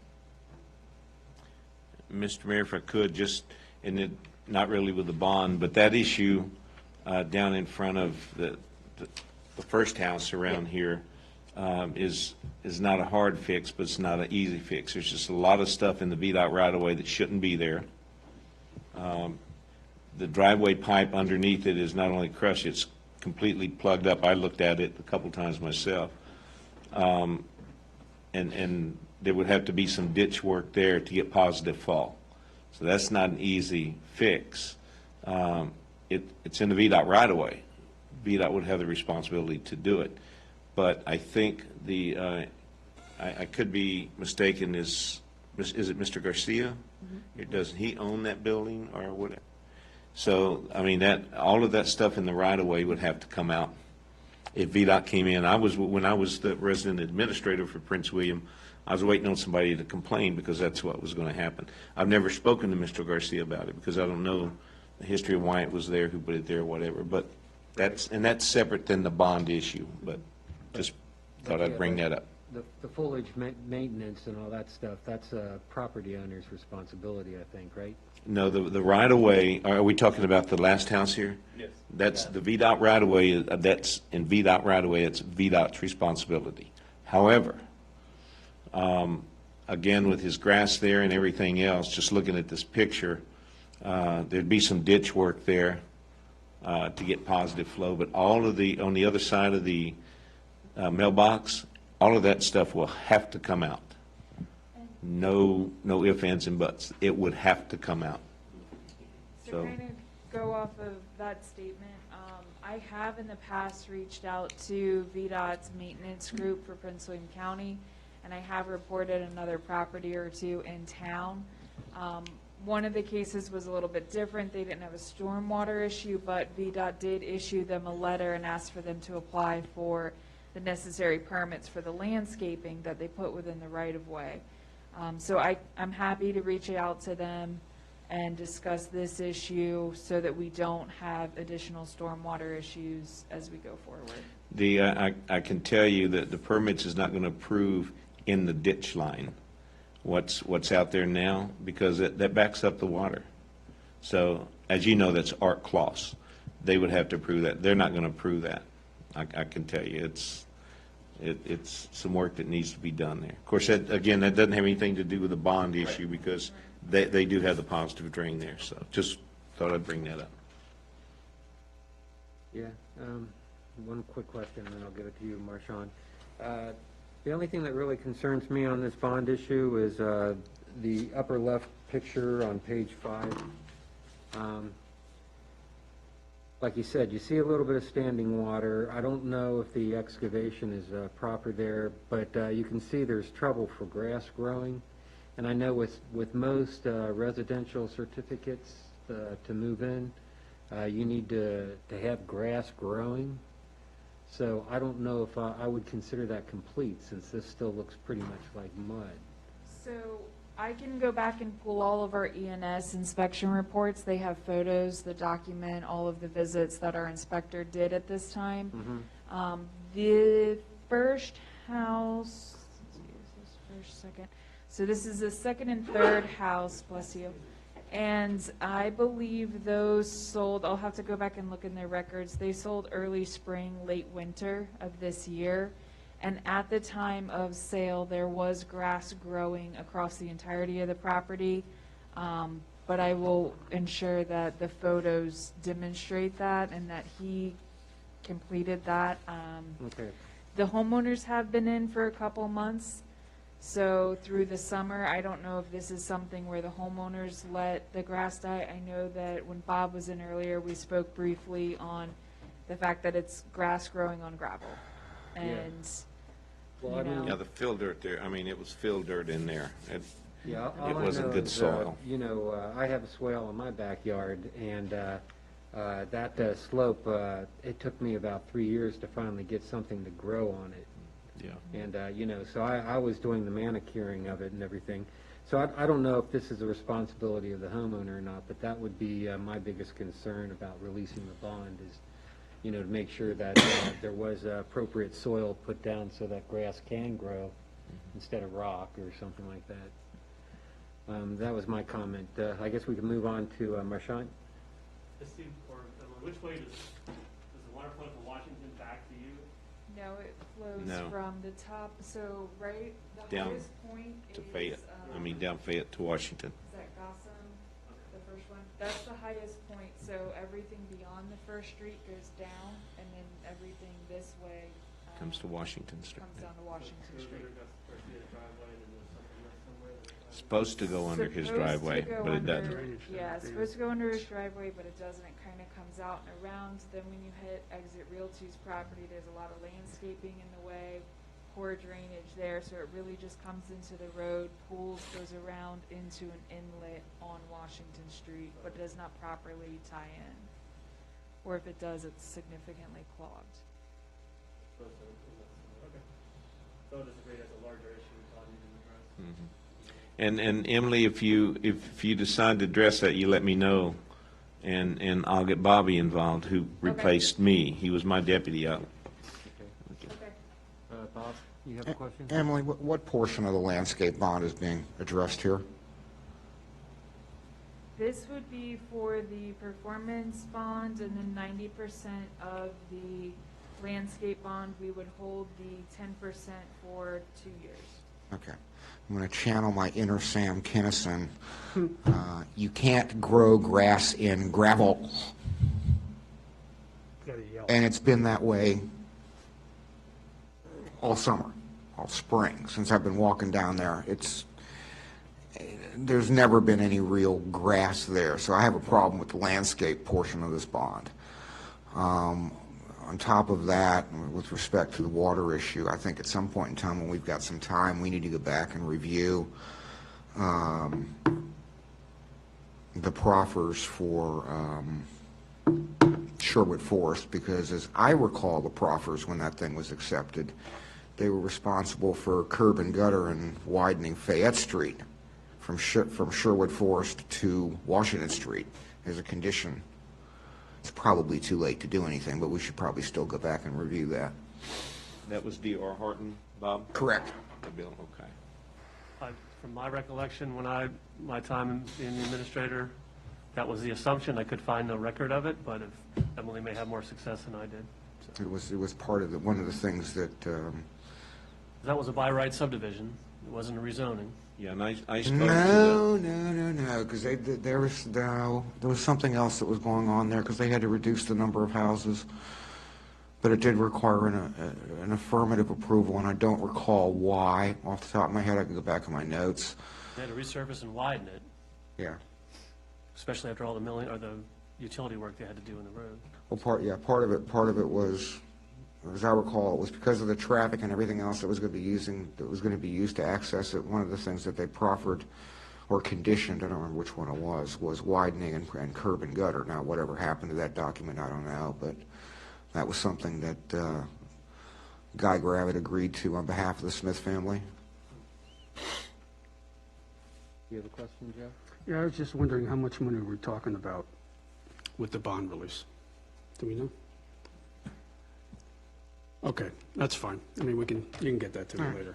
The other question is, if it's been a problem since it was put in, what is the mitigation for that? I mean, it sounds like it could be a big project to take out a lot of that gravel and what have you, and replace it with topsoil and all the other things that have to be Are done. you talking about the second house there? Yeah. I'm not even talking about the flooding. I'm talking about That the in bond between the release. houses, and there Is that- should be a swell there, and I will tell you, because I pass that, 4 or 5 times every day. I've never seen solid grass there. Bob was correct. I don't know what the builder, what type of soil he put down. I thought originally they were going to hydro seed, but they didn't. I guess they just they did hydro seed. I was going to say they did. That's right, Tracy, when they did hydro seed, but it never took like it should have. So, In the back, it took pretty well. Yeah. And then you put the landscaping trees in back there. front, I'll have to look back at our inspection reports and see that. Yeah. Again, grass doesn't grow on gravel. Yeah, especially in the summer when the ground gets hot. Yeah. Are you kidding? Grass will grow on a rock. It's Yeah. just a matter of you gotta water it constantly and feed it constantly. Grows in the cracks And of that asphalt. costs too I know, much I money. deal with that all the time. Yeah, but watering and feeding it costs too much money. That shouldn't be a burden on the Yeah. homeowner. Yeah. So, Mr. Mayor, Yes. it seemed like, if I'm understanding properly, that there are still some concerns before the bond release is even entertained. Correct. Yeah, so I think we can push it back till October. I don't see a need of having it next week unless, I don't have an issue with the performance bond if that's regarding the stormwater, because I don't think there's much we can do about that. But I do have a problem with the landscape release. But pardon me if I'm ignorant on it, but if drains were put in and it's connected to other drains that may not be the right size to accommodate all the other properties coming down the road, is that the, Well, the pipes that they put in met VDOT requirements for for the those drainage. houses? For the houses, yes. Garcia- What happened to Garcia's drain? Yeah, he's outside the bond that was focus, a though. pre-existing Yeah. condition on Yeah. a different property, so. I understand it's a pre-existing condition on a separate property, but you're actually adding more water from these new buildings That's correct. into this existing one that may not be suited, the size may not be the right size. Help me out here. No, it always, and Tracy was right across the street, and I'd pass it 4 or 5 times a day too. We've never had really any flooding issues down there that I've seen, even before the houses were built. But it's just now, they have more positive flow, they have more water, and again, it backs right there at the Garcia property. Well, you went from a grass field to impervious coverage, and you went from Correct. sheet Right. flow to point flow, so. And it was also the previous grass field, and I don't know the exact topography of it, but if it was completely flat, you know, the water would have sunk in there and spread there. It was, and it kind of went to the back too, I think. Yeah. They changed the grade, they had to build, Yeah, they obviously. brought each house up So. some and then sloped the front driveway down to Fayette Street. The back remains relatively flat, so everything's gonna come forward and go down. So when it was reviewed by your engineer, you know, we did verify and check that the flow should be working properly all the way down to Fayette and tie in where it needs to. But the problem is then on this one property owner, their crushed pipe is causing an issue on their property, not necessarily the other three.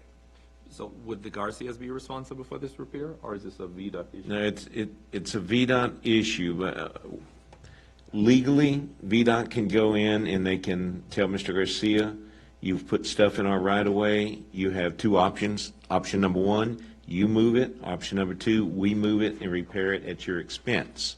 But I will just tell you, VDOT, I've dealt with the Office of the Attorney General a lot of times on these type of situations. They're not going to go, you know, legally after him. What would need to happen is, the residency administrator, my counterpart here, or his superintendent for the Gainesville area, would need to come down, look and see what needs to be done, and work with Mr. Garcia, because he's probably wouldn't be happy if we just go pull those plants and stuff out of there, because he paid money to put them in. Now, they're illegal, because there's no permit. So that really is a VDOT issue along with Mr. Garcia. That's really, Yeah, but, the plants and the drain, they're 2 different issues, even though they're connected. yeah, I see what you're saying. The drainage from the new homes and everything going down, it's getting backed up because of the lack of drainage in front of Mr. Garcia's property. You're correct there. And beyond his property. You are correct. This is Garcia's property, right? Yeah. So much of this is Garcia responsible for? Forget about the illegal plants. I'm just trying to picture it as if I lived in Mr. Garcia's house. Am I responsible for all of that excess water that's now being poured onto my driveway, or is there a process for VDOT to come and pull that? VDOT can just come and pull it, but because it is the VDOT, that right-of-way belongs to VDOT, not Mr. Garcia, it belongs to VDOT. even the tube under? Yes, sir. And what happens is in VDOT's policies, if they have to replace that pipe because it's undersized, which it is undersized, VDOT will do it at VDOT expense. They'll put the driveway pipe in. They will. They will. Undersized because additional properties have been Correct. developed? Correct. Because it's a whole different water flow now. It's a lot more water flow now because, as Tracy and I were talking about, that the water before used to really flow more toward Jefferson, but because of the way they had to build the homes, you're going to get more. The downflow is to the ditch line I and think you coming answered down. my question, because I'm just wondering, how is it that they were approved to build, they've added drains, and now we're realizing that, Mr. Garcia's drain is too small to accommodate all of that water flow? That's Shouldn't we actually have picked- non-existent. Yeah, shouldn't we Mr. have picked Garcia's that is up before non-existent. to know that should have been either a proffer or something that VDOT looked on while they were doing the construction?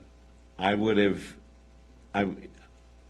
thought that would have been looked at by VDOT. I don't know, because that was not under my purview, I mean, as far as the permits office. But what they looked at, I believe, were the 3 homes, and getting the water So past the- those 3 homes. Right. That meets it, but because of the additional water flow, that's why it's backing up. It didn't back up like that as much, I don't think, Tracy, you saw it. So VDOT would have looked at those 3 homes, how that stormwater was managed across those 3 parcels, and then tied into the other portions. Now, if VDOT was probably not at that point aware of any of the existing problems on the downhill site, and so it's also not necessarily the onus of the proposed developer to fix True. issues on the other site. I agree with that. So, and then one other thing I just wanted to point out, Bob, you mentioned that you were fine releasing everything but the landscaping bond to cover the sod or the seed. However, that. I'm looking here at the bond estimates, and the seed is actually under the performance bond for stormwater management.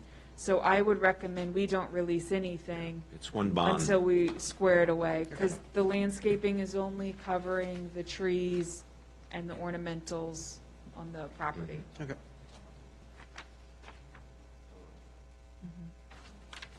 We'll deal with that next Monday, or Tuesday, excuse No, me. we just take it off. Time to move on, well, good? But we don't, no, we just take it off next, we don't. Yeah, need it'll to. be taken off. Okay, yeah.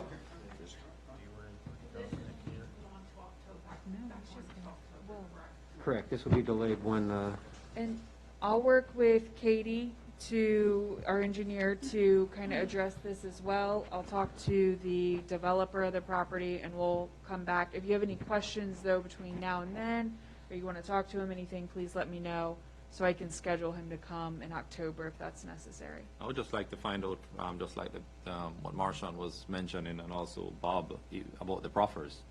If there were proffers there to concerning the widening of the road and something else. That's a different development, but staff will look into that. Okay, cool.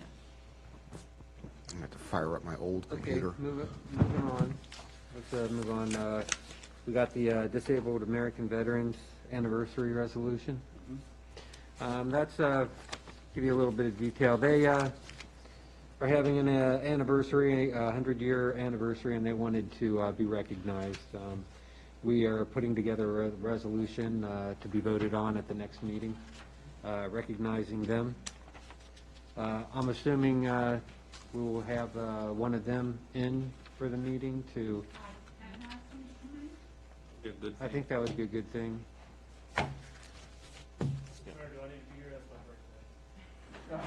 Are you disabled?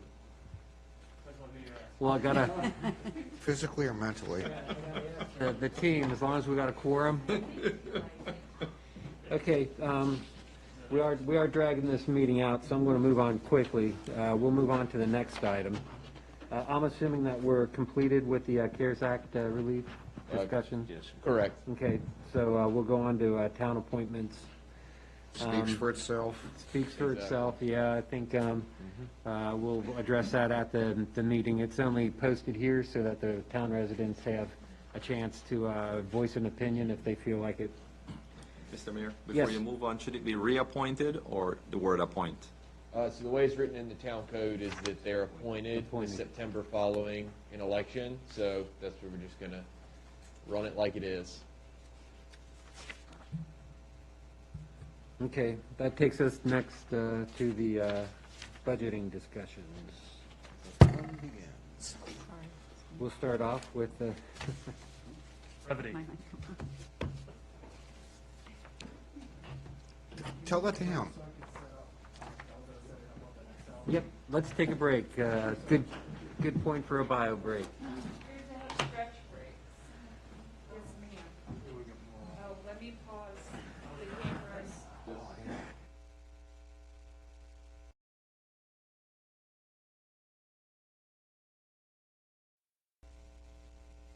Mine now.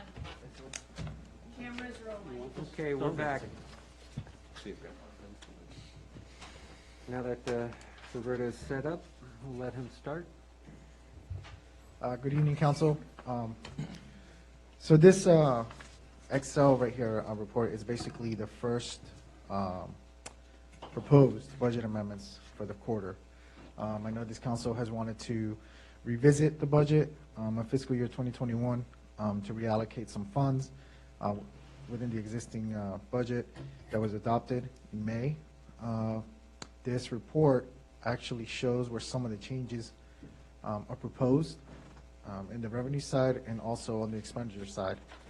I was just thinking about going through really quick on some of the line items that will change. Like I said, this is a draft. We still have yet to hear from every council, and I'm sure that we'll have other opinions. This is something that has been done during the finance committee meeting with the town manager, myself, and the finance liaisons. So I believe. If you don't mind, real quick. Just so how we're going to do this for the time-wise, because we have some funds that have yet to be allocated for last fiscal year that we need to correct, we're going to discuss it essentially today, let you guys see what the first draft of the first quarter amendments are going to be, and then we would also be able to discuss it in September as well, and then at the October meeting is when we would approve the advertisement of that those amendments, and then in November is when we finally vote on it. And then, like I mentioned earlier, Vice Mayor, the one thing that I would like us to do is at the next meeting next week is that we can at least advertise for the CARES Act money, so we can try and get that allocated and ready to be spent starting in October. But we'll have a lot of progress done, so as soon as it's allocated, we can start spending some of that, like the picnic tables and those types of things. Okay. So we'll be ready to go as soon as October comes. So that was the one thing that I was planning to put that on the agenda for Tuesday, but that's the only thing. It's the $147,000 for the CARES Act. So it'll be a revenue line item and an expense Can you line. leave that number blank, because next Tuesday, actually, we'll know Thursday whether or not the second tranche is going to be released, as it happens, Tuesday afternoon. So by the Tuesday evening meeting, assuming the Board of Supervisors meeting doesn't run its usual 14-hour length, we should know whether or not the second tranche is being done, and we can just advertise the whole Correct. the sum total. What I'll do is I will provide the 147, since we have to get the agenda out by Wednesday, and then amend the resolution if we have to? Correct. We'll Okay. amend it based on the information that we have up to date as of the September 8th. Yeah, that's fine. What's the lag time between that approval and getting the money? Well, it depends on if the mayor signs the paperwork in a rapid fashion now, doesn't it? Okay. I didn't say that, did I? I'm on it. All right. Well, first of all, I want to start off. Have any of you have any questions? Do any of you have any questions on what I sent out? If not, I'll start going through it. Can I just say one thing for everybody else? In my view, the intent here is that this is like the Finance Committee here at the work session. We're all going through it. Any questions, any debates, any discussion, we should have it while we're here. We sat down and we had a discussion, a preliminary discussion between Bob and I and Chief, and and Roberto and Chris. Multiple discussions. Multiple discussions. But in no way does that supplant the Finance Committee, which I believe is right here tonight, out in the open. Maybe we should just go down in line. Okay. Instead of a general question of do we have any? Yeah, to that end, though, I did want to make one more note. If you see something other than what's already been addressed, then we just need to make a note of that tonight. I don't know that we want to really address it tonight, and then go back and factor it in, because we've got another 2 months. Right. Okay. Thank you. Okay. Well, the first change you'll see is this additional $8,000 for the bank stock tax. This is a franchise tax that we receive yearly by the banking institutions within the town. The reason we're doing so is for to allocate for the actuals that we've had the trend in the past 3 years. As you can see, this is still a very conservative number at 20,000. It could be a little bit higher, but as I stated during that finance meeting, that I'd rather be conservative on this number. And if we do have to address any additional surplus, we can do so towards the end of the fiscal year. The next change was adding an additional 10,000.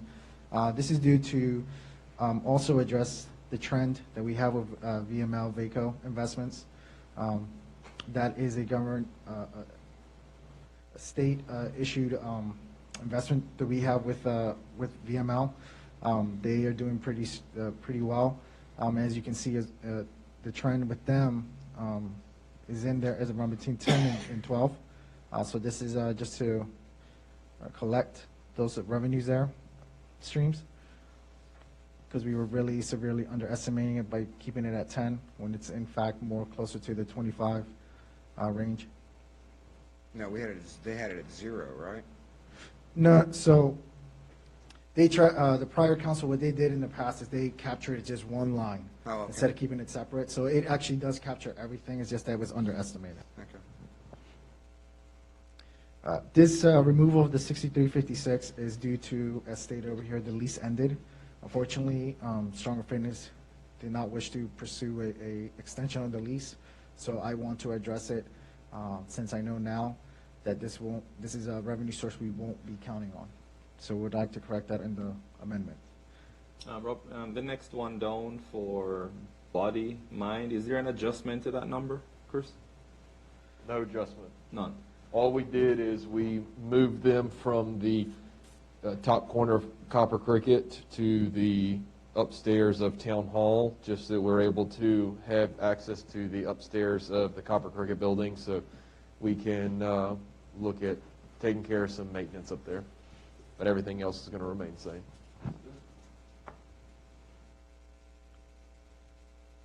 The following adjustments is $71,650. This once again is to address the Laney detail. This is for the police department in order to show the revenue that will be coming in due to this detail. So definitely wanted to appropriate that line item. Which is a change to better account for the money. Correct, yeah, correct. The following one, the town events, we removed 60,000. Mainly this is due because Haymarket Day is not happening. That is one of the sources that was really more of a pass-through because, like I said, that was a self-sustained event. But without having it, there was no need to maintain that $60,000 in the revenue source because we would not receive it. And we also adjusted it to the expenditures. So we'll be spending less than $60,000 as well. The citation reports, this was seen as a minimal revenue source, and as you can see in the past, it's been a couple $100. These are basically for reports that are created for accidents and insurances from our police department. So we decided to remove it as it's something we really can't count on. This is something new. I think Friday, after I had sent this report out, we received a reimbursement from the insurance due to the accident with a company while they were moving in town off of Blight and Dogwood Park Lane. There's a light pole that needed to be fixed. It was damaged. So they went ahead and we closed off the claim, and this is to show the reimbursement check that we received. We'll also adjust that on the maintenance side and the expenditure side. What was the? Is that a new line item? It is on this. Yes, that's why I said, this is something I had adjusted. Okay. What's the Because it number? happened after the report went through. I'm sorry, what was the number, the line item? The line item, it is 318004. This is going to be something new, because this is how I would like to show it. We to be didn't more. have that previously? No, we did not. This is one of the things I want to address, and be more transparent with the prior council. Just kind of put it as a miscellaneous, but it's actually reimbursement, so I would rather show it this way, as this is the way the audits would prefer to see it anyway. Is this a good time to talk about the light poles? Because in the past, I know that we've had problems in getting the right pole or the right pole with the light because of where it was ordered. Yeah, that's a topic for another day, I guess. But yeah, but we could talk about it. I mean, it's something that maybe this council would want to address. I believe Emily has been involved with us with prior business manager Jerry Shiro. These poles are really hard to get. They're specific. So the lead time for this specific order is about 6 to 8 weeks. They're being sent out, shipped from overseas. At the time, that past council did not want to to look at other options to maybe update it, make it easier, make it less costly to the town. Maybe something that we should reconsider into seeing if the town would, or the board would, the council would want to look at other options to change those light poles. I would suggest, if we do look at that, so we have our last couple properties here on Washington Street that are finalizing, so you have Crossroads Village, as well as Van Meter that'll put these lights in. As Roberta mentioned, yes, it takes 6 to 8 weeks, but we have found a good source, and it is a source that we openly share with our applicants, that they are able to use. It is a little bit more expensive, but, you know, all of the lights here in town are green, and for the most part, they all match. We did just put some in with the other pedestrian improvement projects along Washington Street, so if you were looking to do any kind of overhaul and switch lights out, you're looking at 82 lights along Washington Street that would need replacement. I think a better discussion might be leaving it as it is, because we really don't have that many more to fill out. The developers put them in, but instead fixing some of the paint on these two blocks here. I think that would be a better budgetary item than overhauling them. We did talk about that, if you remember. Yeah. Like 4 years ago? Mhm. But I don't know if we. Because we couldn't get it locally. Yeah. Right. We talked about painting. Yeah, so we work with Rexel out of Culpeper, and they help us source the lights from one of their distributors. And so right now we have a good spec sheet. We have unfortunately had to order a couple from them of recent, but we have a couple in stock. Last year, I don't know what it was, but we got about 3 of them hit within the span of 2 weeks. So we're on top of it now and better prepared for it. So, and at least when they are hit, I guess Roberta can speak to it, but insurance covers most of that cost there. So that is, you know, a bonus. We haven't had an issue of insurance not paying for it, luckily, because accidents have been at their fault. But just to give you an idea, though, these poles from last year, the same exact pole I ordered last year was about $3,500. The pole alone now is about $4,100. So it is getting more costly. But yeah, that's something maybe for discussion or something similar for the future. Just a quick question. The corresponding time line item for that 4783, that on the expense side, which one is it, do you know? The expense? Yeah, well, when we get there. No, the expense will be maintenance. It'll be in the maintenance, Good. Okay. repair maintenance. Okay. The removal of the 6,500, that is due to, we no longer have a U-Haul rental service within the town, so that is not a tax that the town receives anymore. So I definitely wanted to also update that on our budget. At the time that, when we worked on the FY21 budget, that was not the case, but it has changed now.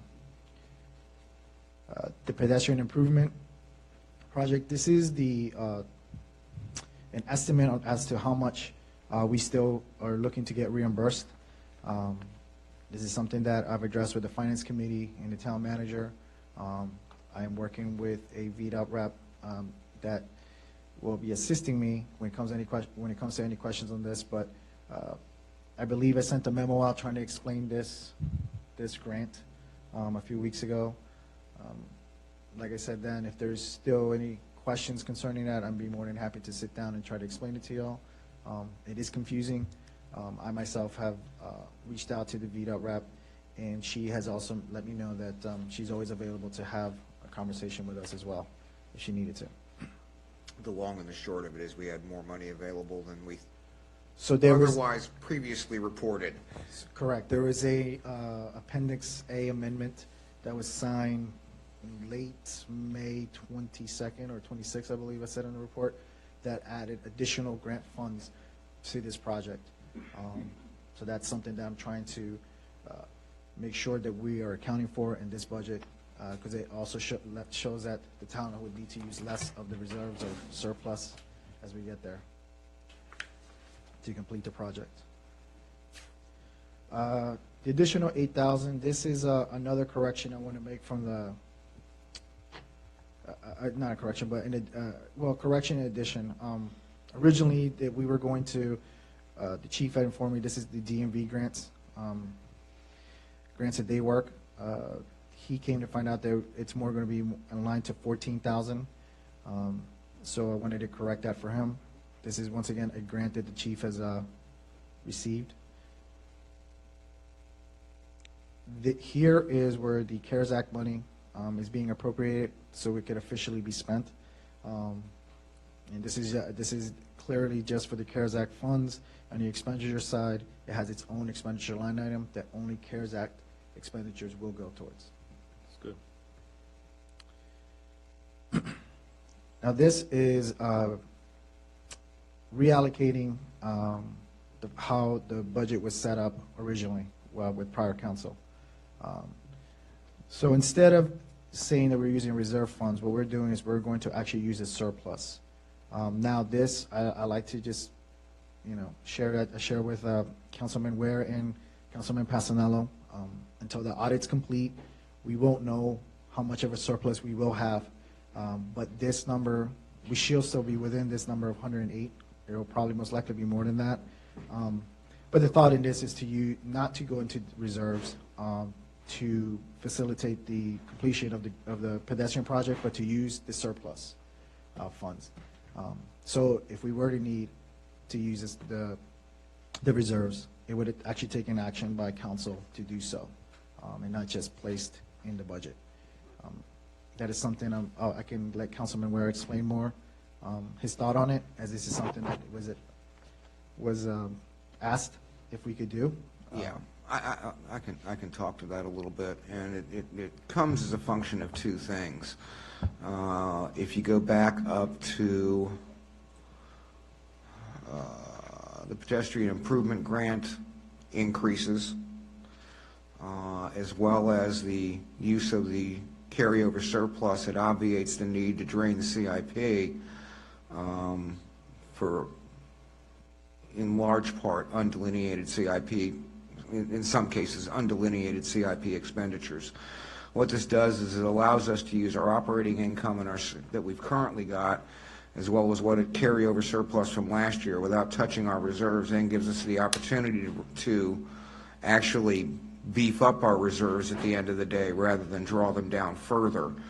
I'm not a big fan of using your reserve funds in this fashion if you don't absolutely have to. I think Joe would agree with me on this. all about retaining those reserve funds for when you really need them, or if you've got an actual CIP project that's ready to go, and you need upfront funding for it, then you can have the council take an affirmative action at that point in time and spend the money directly out of the reserves, rather than just keeping it here in the line item and having it go to something else at the end of the day, as has happened over the last 6 years, I believe, and sometimes to a rather egregious extent. Go ahead. So, I'm sorry, can you explain again? So the 270 goes, where is it being recaptured, reallocated again? 270 just being, there is no reserve funds in this budget. We're taking that out.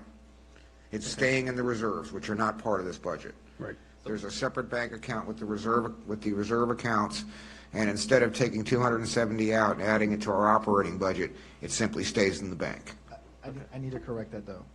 Sort of. In the past, it wasn't. In the past, the reserves were actually pulled out for the project. 250 was directed to complete the pedestrian project, and the remaining 50,000 was to facilitate the blight mitigation. Just wanted to make that correction. So it was being used for what the purpose it was, and it was always discussed. But I don't view blight mitigation as a CIP. I agree, and that's something that we was discussed, but at the time I think council voted to keep it. But I think the best way to describe it is in removing it from the budget, removing the reserve funds from the budget, it doesn't show as if it's an income.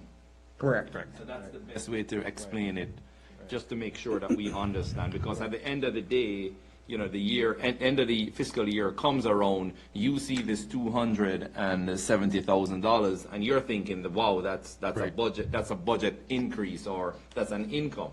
So it is wise to remove it from the budget. So we're not thinking at the end of, 2022 that, wow, we got this money to spend, and not realizing that it was previously allocated to. Look how frugal we were because we didn't spend on Exactly. CIP items, and now suddenly we have a carryover. No, Yeah. this is Yeah. smart thinking, man. This is Well, That, it's an optics thing for sure, It is without an a doubt. optics. But it's also reducing temptation, if you hear what I'm saying. So if it's here in the budget, would you still need council's approval to spend it in somewhere else? No.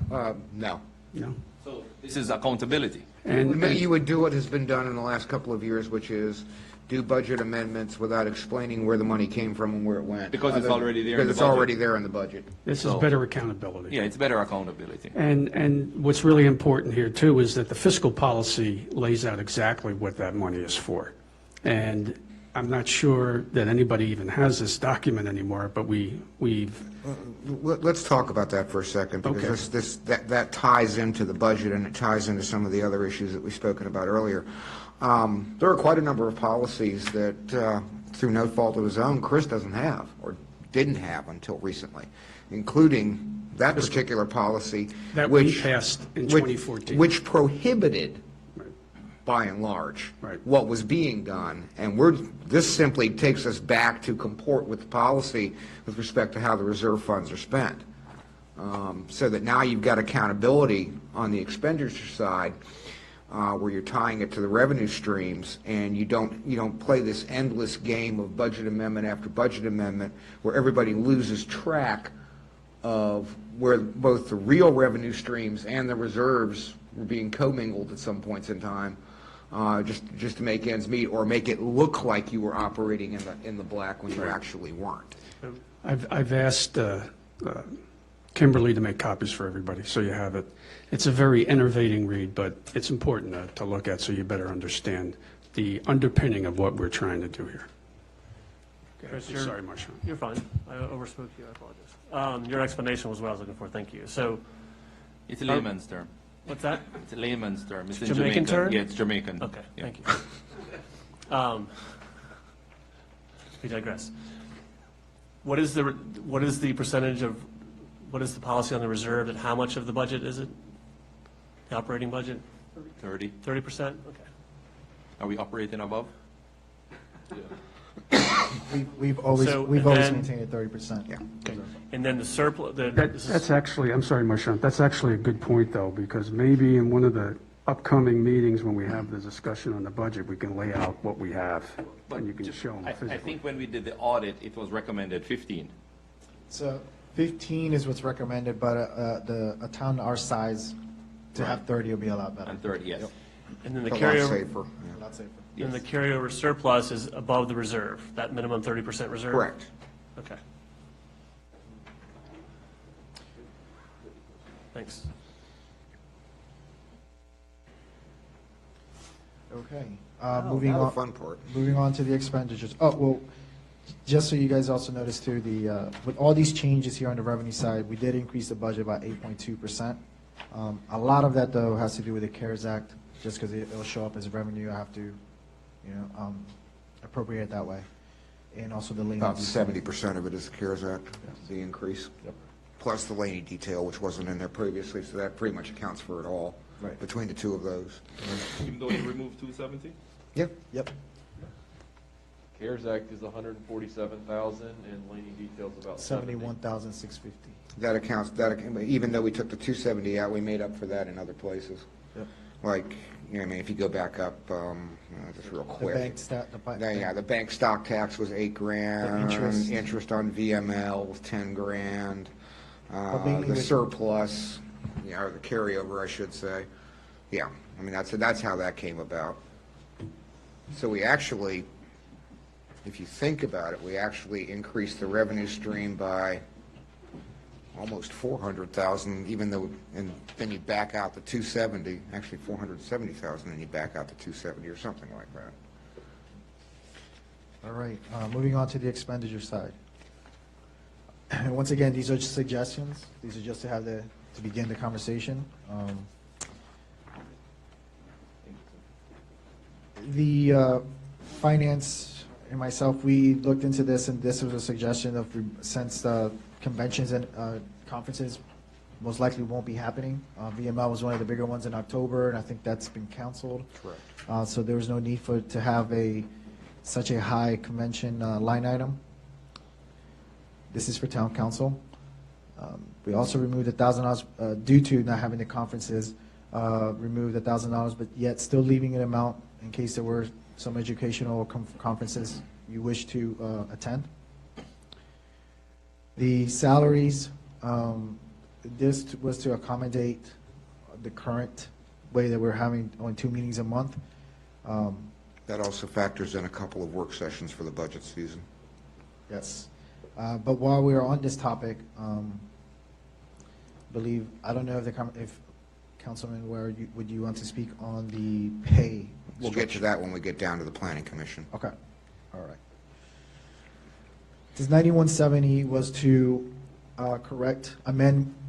originally I was going to amend this in my final amendment of the last fiscal year, the amendment we were going to do last fiscal year, to correct the wages on the admin side. So this is just to play catch up pretty much on that.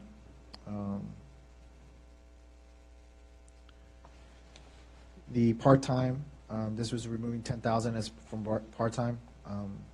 I think our town manager may have some thoughts on this, but that'll be up for his discussion as well. The additional 3940 is Oh, he's not going to say anything? Well, I'll speak to it when we get down closer to the part. Okay. Thought you were cutting him off. No. The additional 3940 is to accommodate also the wage increase that needed to be corrected for the VRS. The next change here is on the printing. We removed $2,000.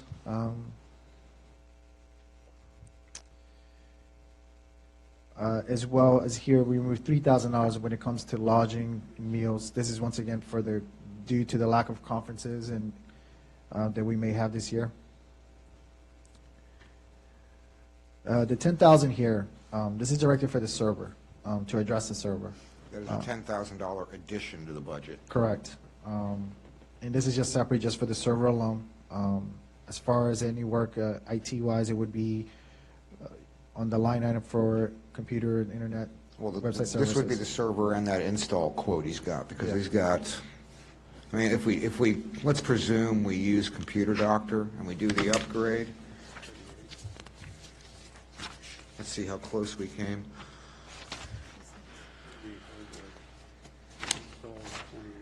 Do you see it in there anywhere? Yeah. I know he's got it. Okay, hardware costs $38.41. Project installation, $28.35, and I'm sure there'll be some more, so we actually gave you more than you needed, but you needed more anyway, so. Well, and this would also utilize the additional cost, you know, the $2 here, $3 there per email address for that additional carryover. So that's actually, I think it'd be pretty spot on once we finally break everything down. Now, I'm going to jump on my soapbox on this one for a minute, because in looking at the original budget that we were handed, this is a line item that really, really annoyed me. As some of you will recall, we've had issues with the streaming and other issues with our computers in here. And in speaking to the town manager and speaking to the treasurer, this town has, there's no other way to say it other than ignored the necessary expenditures on the equipment we need to keep this town running from an admin side. And for there to be a zero in here and operating on the equipment that they're currently operating on is just is crazy. And now we're finding out that we're really going to pay the price for it. But as much as I squeak pennies, but this is an expenditure which is probably oversized in terms of what we're allocating to it. But I think, as we've seen from even discussions tonight, this is an expenditure we can't get around if we're going to continue to operate in the manner that we have to. Okay. The next budget line items are dealing with public safety, the police department. These changes you see here have actually been the changes that Chief Lands presented to council. So we did nothing other than just bring them over to this sheet, with the exception of Vehicle fuels. the vehicle fuels. 311-0042. Yes. Originally, Chief Land had his plan was to reduce this by 3,000. As you can see, there's an additional 1,000 removed. That was a conversation during the finance committee, but open for conversation, I'm guessing. I have a question on that, yeah. Chief, that would be cutting 26.7% of your fuel. That's a lot, isn't it? I think so. I mean, I'm just curious where I had projected. where that came from or whatever. That amount. Do you want? Doesn't matter. You want to go first? I'll go. I don't care. Can I go before you go, Chief? So what we're talking about here, 4 cars that are taken home, roughly $3,500 for 4 cars. So not including the chief and the lieutenant, we're looking at $1,750 for the 2 officers, Chip and Tim, who take home their vehicles. But if we're reducing this amount, are we saying we're restricting the officers from taking home the vehicles, or is that the intent in restricting the officer? Because if we're looking at a policy decision here, we need to address the policy before we address the budget. And the policy is, if I'm understanding properly, especially for someone who drives a company vehicle, if they're going to restrict the company vehicle that I use, then it's a policy decision that has to be changed. When these officers are interviewed, this is a policy that you discuss with them, that vehicle will be available to them. Thankfully, 2 of them don't take home their vehicles because they live close by. But is that the intent, maybe from Joe and from Bob? Is that the intent, that we're reducing them taking home the vehicle? That's certainly part of it. But if that's the case, then that's a policy issue and not a budget issue. Well, first of all, Kevin, join me on this conversation, please. The initial reduction was 3,000 that Kevin offered as part of the budget. So really what we're talking about is another 1,000. We had a conversation about that in the conference room, and we talked about possibly doing a hybrid kind of a take-home policy. And I'll let Kevin speak a little bit about that as a means of reducing the need for the vehicle fuels and also reducing the maintenance. But go ahead, Kevin. Could I ask something real quick, though, Joe, if I could? You have 2 officers that live outside of Prince William. Now, they live a ways. How much fuel does that cost for them to take those cars home? $1,750. It's anywhere between 3,500 and 4,000, depending on the price of fuel. For a year. Now, and I'm sorry, that's $3,500 for the 4 cars. Yeah, well, because 2 don't go out, I'm talking about, yeah. Yeah, just for the 2 officers. Yes, sir. 3,500. And just getting with what Chris was saying, policy-wise, I think that's a policy issue that we need to talk, because I know that was part of the bennies for them when they were hired. Am I correct in that? They were told they would have a take-home vehicle. And I know we've talked about, I mean, I was on my high horse before, and I've come down on it somewhat. I mean, I still have my opinion on it. You know, we talked about, before, I think what was brought up was if they're outside of Prince William County. Well, Loudoun County's 6 miles down this way. Was it Fauquier's 8 miles down this way? If we did that, and again, this would be the policy, is I'd rather say, okay, if they live within 50 miles of here, because if they live 6 miles down the road in Loudoun, I don't think that passes a common sense test. If you look at the furthest point from here, the furthest point of Prince William County over there, I think it's, right at 40-something miles, I think? Or between 40 and 50 miles from the furthest point over.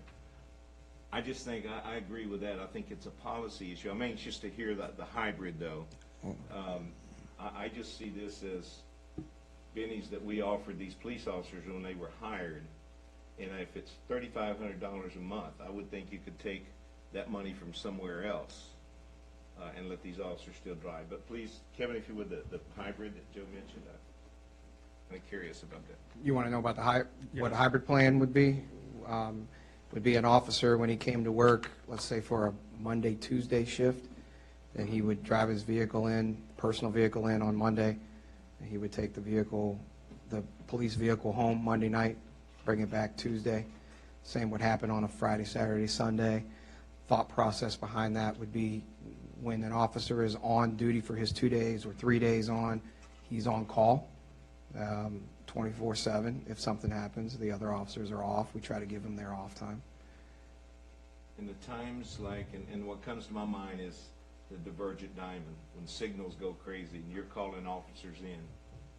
So they'd be coming in with their privately owned vehicles in and going home. Money out of their pocket, because that happens. I don't know how frequent, I mean, it happened when we had the Yes, sir. flood out here. It happened, I know, with the divergent diamond. It happens on snow emergencies, any type of large incident that happens in the town, any type of emergency response, all of that would be hindered if they didn't have a take-home vehicle. I'll just make the generic comment. I mean, I think $3,500 really is a small amount that could be taken somewhere else to allow these officers to be able to drive these on. Or we go with a 50-mile radius. I don't know how many miles they live out of here. If they live over that, and that's what the policy is, then they wouldn't be able to do it. But that's just my opinion. So, But the question too is, with this, if you did deduct this, if you put back the $1,000, would you be able to not do the hybrid option?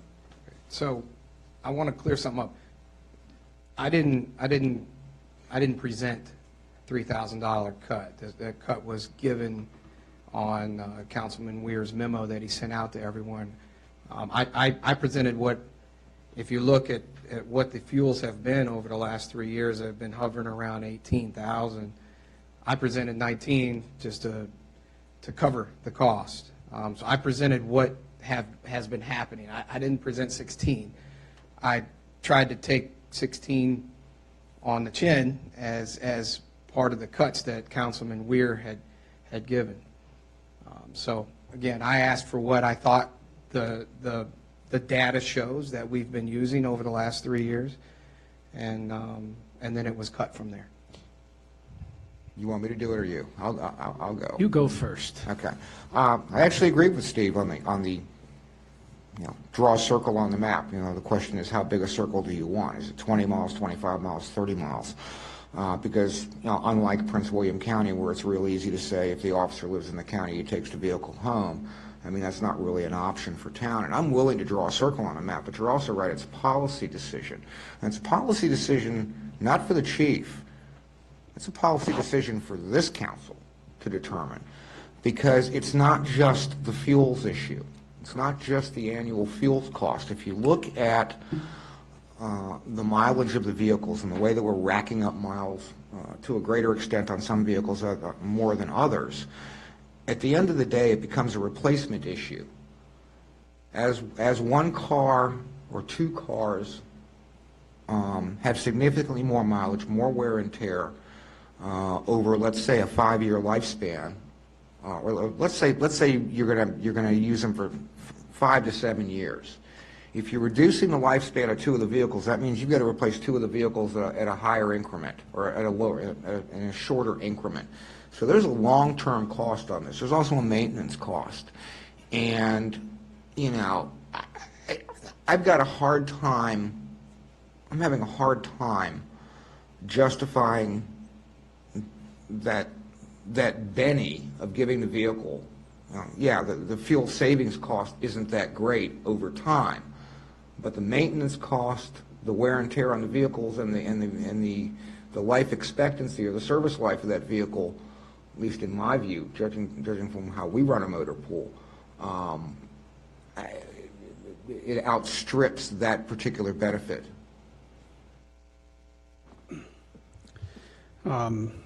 Yes, I agree. I'm a little confused here.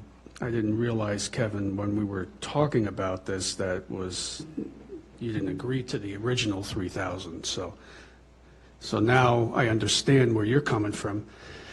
And I agree with Bob.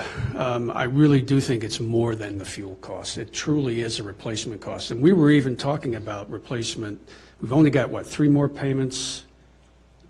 Well, 3 payments of 15,000. The cars are ours. Now, the question for me, also on top of the maintenance, on top of the wear and tear, the replacement cycle, is when these cars come due, what is the real need? What is the real number? I mean, this is a fleet issue as well. A fleet size, a reserve size. How can this be effectively done and minimize costs to us, the taxpayers in this town? So without undermining their response or what have you. Personally, I think there's a real risk taking the cars too far. I think we run the risk of a liability issue. There are certain benefits of having that vehicle and being able to respond quickly, but that's another good question. How often does that really, really happen? And if we're using 15 as an example, the diverging diamond, that's not just a town, that's also a county issue, because it's in both. So I think, we have some real variables that we have to look at, a number of factors. So, I'm open to doing some kind of a policy. What I was hoping for in our discussion was that we were going to get to a position, when we talked about the hybrid, of maybe working out a nice deal. We didn't have to do a policy. That would be something that the chief worked out. But if we want to do a policy, certainly I would recommend it. As a matter of fact, I think there was a policy in place. There was a policy at one point in time, yes. And there is a policy in Prince William. I got that confirmed. But even before we go to Prince William, there was a policy in the town of Haymarket. And I don't think we ever even addressed it when I was on council. And I don't think it was addressed in the last 2 years. So it seems to me that that policy is still in effect, if no other change has been made to it. If a governing body, a council here, made and adopted a policy, that should still be in effect. Is there one then? Bob, would you like to? There was one in 2000 and, hang on, I got to do my math. 2000, at least as late as 2011 and 2012. Then I would propose then that we adopt a new policy, that we come up with a policy, vote on it. I think that's obsolete. I don't know, I didn't even live in the town then, but it's obviously obsolete. And I think we, ought to come up with a policy, that's our job, and then vote on it.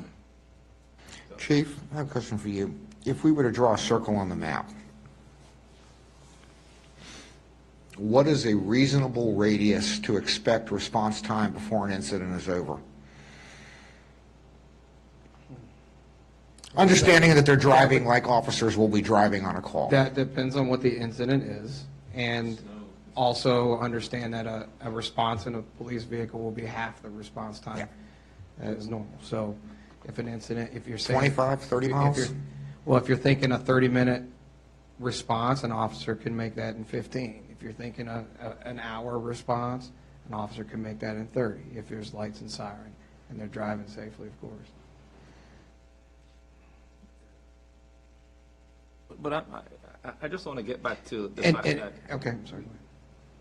there were some proposed cuts that were presented to you. And you looked at the cuts and you looked at the bottom figure to say, okay, the council, i.e. the finance committee, wanted $10,000 that they're looking at cutting. You came back and you said, I would propose those cuts to happen in particular areas. But then on top of that, that was agreed upon by you. On top of that, there's a $3,000 that was added back to it for the fuel. And then between that discussion that happened on Wednesday and today, there's another $1,000 that has been added. Is that my understanding of what has been happening? No, there was 3,000 that we discussed originally, and then we went for another 1,000 at our discussion last week. I didn't realize that the 3,000 wasn't agreed to. I didn't understand. All I'm saying is it didn't come from me. I didn't propose that cut. So the council members looked at the budget, which is what we're supposed to do. They proposed some cuts for whatever the $1,000 amount was. You came back, because you're the operations guy on the ground, you came back and you said, if you're looking at a cut for that amount of thousands of dollars, here are different areas that you could possibly take it from. And then on top of that, that's where this $4,000 got added. 1,000. Well, it's 3,000 that you just discussed this past weekend, plus 1,000. No, so the 3,000 was Councilman Weir proposed that the very first time, his very first memo. Okay, and in addition to everything else that is proposed to be cut, I didn't argue with any of those cuts or propose anything against it, other than there were some things that he had asked to cut that didn't make sense for that particular line item. Right. And then so rather than like he proposed $1,000 out of the legal services. That's a contract, the police department, we owed it.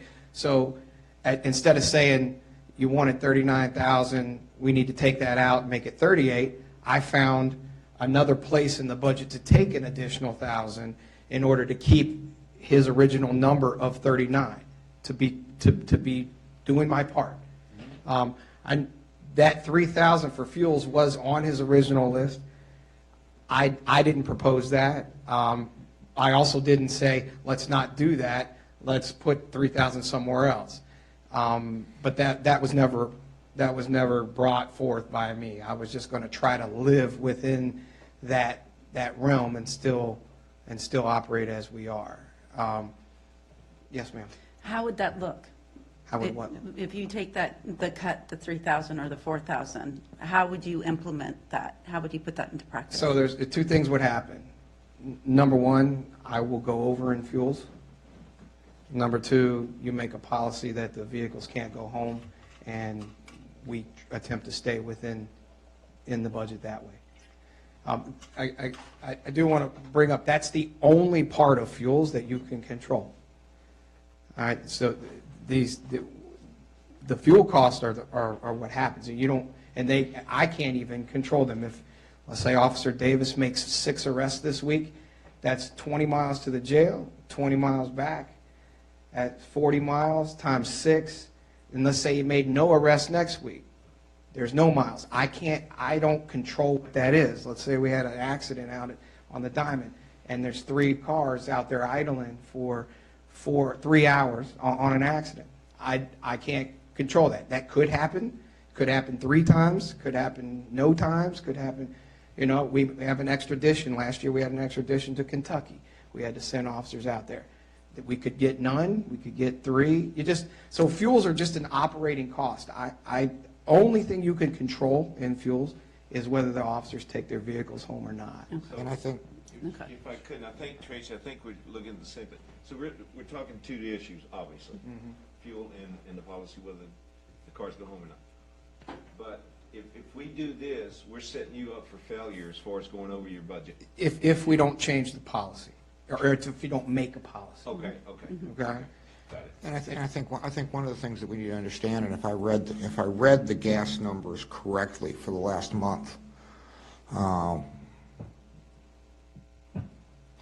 number is increased to 1,700, which is above what it has been in recent months, even though the price of gas really hasn't changed, and we're paying a flat rate. But if I put the numbers together correctly, that's 850 gallons of gas and 26,000 miles in 1 month in a half square mile town. So let's just put it in that framework. 26,000 miles across all the vehicles, 850 gallons of gas. Councilman, just to address that, we do have to remember, though, the detail work.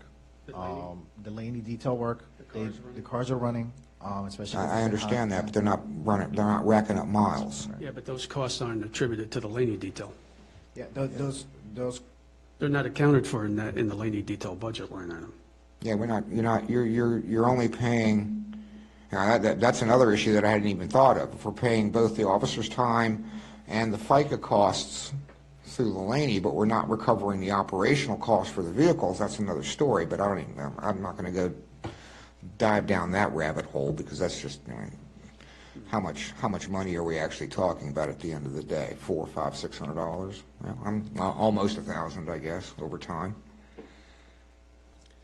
If you're sitting there running it with the AC running when it's hot. Well, I will say this. This is the kind of discussion we wanted to have at the council meeting, out in the open, having this rather than in a back room where, people can't see what's going on. So that's number one. I think for now, we've got the adopted budget, so we're okay for now. This is a proposal, so this is up for continued debate. So I think what we have to do is make a decision. If in fact we want to adopt or re-adopt the policy that was in effect, and do some kind of a limit on how far these vehicles can go. And then when we get down the road, and maybe some of us will be here, some of us may not be here, we have to look at the replacement policy next. What is the real need, and how many vehicles do we actually need to perform the service in this town?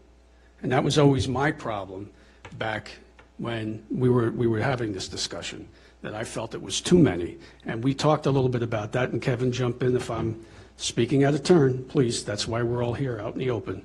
I always felt that maybe 3 would have been sufficient, or 4, and we even talked about, sharing a vehicle, maybe 4 would be the right number. I don't know. But that's something that's going to have to be discussed down the road when we start talking about replacement. So it seemed to me that that's the ultimate goal, looking at reducing the number of vehicles. I don't know. It's going to be the next council's decision, I suspect, not ours. Yeah, probably. That issue probably won't pop up unless there's a problem with one of these vehicles, and we don't have a policy in place. And that's why I'm saying the policy, I think that needs to be a priority. I think we need to make the policy first, and vote on it and come up. And I can't give you a plea one way or the other unless I know where you're going on the policy.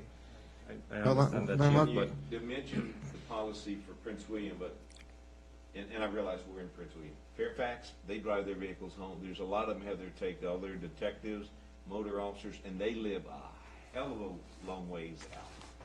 So, I personally just feel like we're in such a volatile time period with elections coming up, with a new council. Talks behind the scene of this new council is coming on and possibly restricting the police officers, not just with the elections coming up, but also with the demonstration, the riots, the things that's going to happen November 4th. That I would hate to be in a position where I could be seen as responsible for not providing our citizens with protection, even if it's just delaying any decisions that has to be made now. Because whatever we're going through as a country, it's not something that's going to be swept under the rug. But to be able to give our chief the resources that he needs, to be able to know that if he needs to call on the officers, they can be here because they have vehicles to respond. But I think it's unfair to start cutting away things like this. And I think it's a great suggestion what Bob and Joe has been doing. I think it's a great suggestion in going through, cutting back, seeing where they can reduce. But as far as something that is so important as the police department to be operational at its best, put in its best effort, I think it is us basically cutting the feet from underneath the chief of police. I think a better solution would be to say, hey, chief, right now you're at $17,000, and we're going to challenge you over the next 12 months to bring it to 15. And then we're going to challenge you over the next 15 months to bring it to 14. And then watch to see how the chief manages his department instead of us forcing $4,000 cut on the fuel for the officers. I think it's unfair to him and unfair to the officers. And I think it does bad coming in an open session like this where his officers are going to hear that we're discussing this. What's going to be done to the morale of his men? These are the guys that we're relying on who legally carry firearms around to protect the residents. And here we are discussing that we're going to cut his fuel costs by $4,000 and essentially getting into a policy where his officers can't take home a vehicle. It's a bad precedent to set. Bob, you have a comment? That's exactly why we threw this item in there, to have this discussion. Because you can't have this discussion without this line item. Right. And I'm not going to die on a $4,000 hill. Right. But this line item represents a larger policy and a larger fiscal issue that we have to take into account. Now, if the council determines that $4,000 in gas and putting a limitation on where the vehicles go and not worrying about wear and tear and service life and all of that and replacement costs are at the end of the service life of the vehicle, and that's a decision the council makes as a whole, I'm fine with that. But by the same token, if we are going to be looking at what is the replacement cost, what is the long-term impact, can we sustain that level without having to deal something else? What is and what is the policy? Is this a benefit? Is this a benefit that the town budgeted when they hired the officers? My guess would be no. And all I have to go on is past experience and the past policy that I knew was in place, but seemed to disappear 6 or 7 years ago. And we had a very similar discussion about this more than a decade ago. And we had this, and the same issue came up. What made sense from a fiscal standpoint, and there was even an argument about vehicle security at that point. Where is the vehicle going to be parked when it's not here? Is it going to be parked at a house? Is it going to be parked somewhere else? According to Marchand, some of these Loudon officers leave them in a satellite lot. Is that a Loudon lot or is that a private lot? I don't know. And I understand the whole concern about where this country is and the turmoil in that. Quite frankly, I'm a little worried about leaving a cruiser outside of this jurisdiction, which might become a target for somebody else, just because it happens to be there. you know, what is our liability for that? I don't know. I don't know the answer to that question, but these are all, this is what this line item was put in here for. This is what the intent was to have this discussion. It's nothing against the chief and it's nothing against the officers, but it's a line item and a budgetary question and a long-term budgetary question that we have to address because it's gone unaddressed for quite some time. If I just make one more and then I'll be. Okay. No problem. Chris brought up something I think is very important, and that is what's going to go on after the election. We know if certain things happen, there's going to be a lot of cane raised around here. There's going to be a lot of problems. We know that. So I hadn't even really thought about that. But the other is, and I just want to jump down to the 3110045 where we took away the 12,000. Is that the right? The right here that we were going to try to get? No, sir, that's in addition. Oh, okay. The previous budget. Okay. That, I just say, I will echo everything Chris said. I have some agita. And Jim, I said it in text. I have some real agita about this operational integrity question. I don't think anybody here wants to erode the operational integrity of this police department. And frankly, I'm really pissed off at the previous leadership by making unfounded accusations about us eliminating the police department. What did you think that did for morale here and for these officers? My concern for those officers was, are they really buying this stuff? And why would you do that to these men and women, if we had women? Why would you do that? Suffer that morale issue and put them in a position where they need to be top-notch every day. I never understood that. And for me, I was really angry about that statement because it wasn't true. Now. You know who made that statement? I mean, you don't have to say it, because I can tell you it was not me. Okay. So I can tell you that. So when we're talking about morale and we're talking about operational integrity, some people have some explaining to do, as far as I'm concerned. So I'll just leave that there. Now, I think the policy is important. I agree with Bob. I agree with the fact that this is a longer-term issue. As I had said previously, it's a replacement cycle issue, and what is the right amount of vehicles? Does it make sense to make the cuts now? We're not making any cuts right now. We're still at the number that the chief provided in the previous budget. We're discussing it.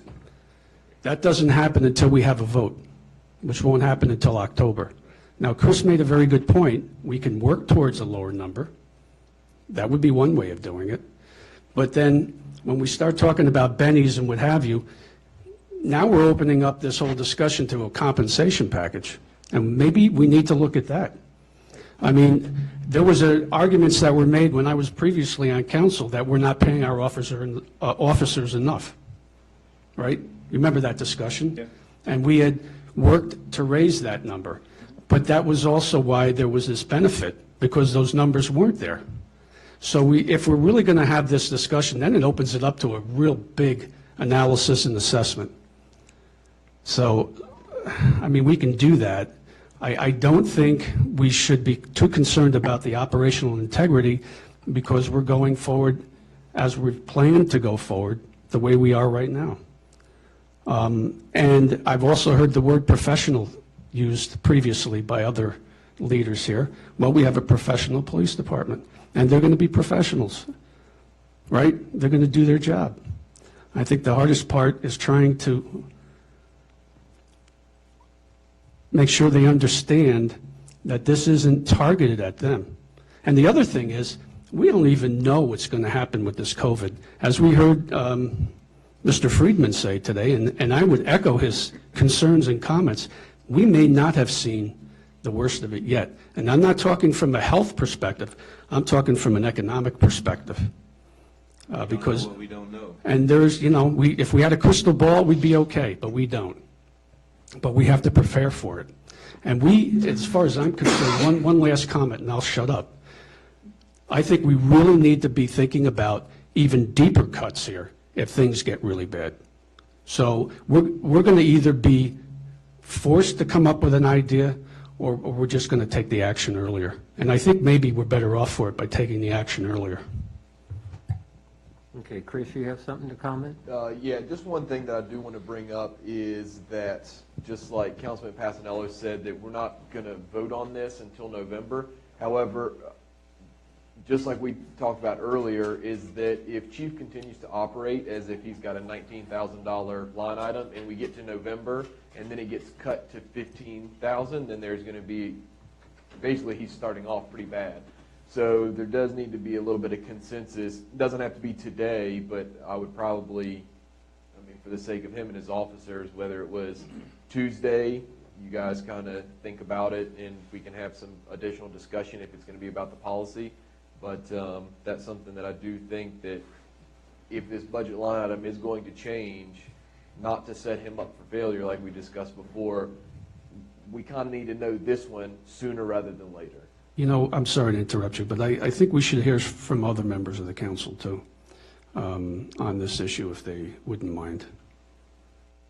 Chief was about to say something, though. Chief, were you about to? So the word benefit keeps coming out there, and I want to say, whenever I hired an officer, I always said, currently, we have take-home vehicles that can change at any time, because anything can change at any time, okay? I don't look at this as a benefit. In the past, when we were paying low, it was stated that as a benefit to make up for a little bit, or the word perk, right?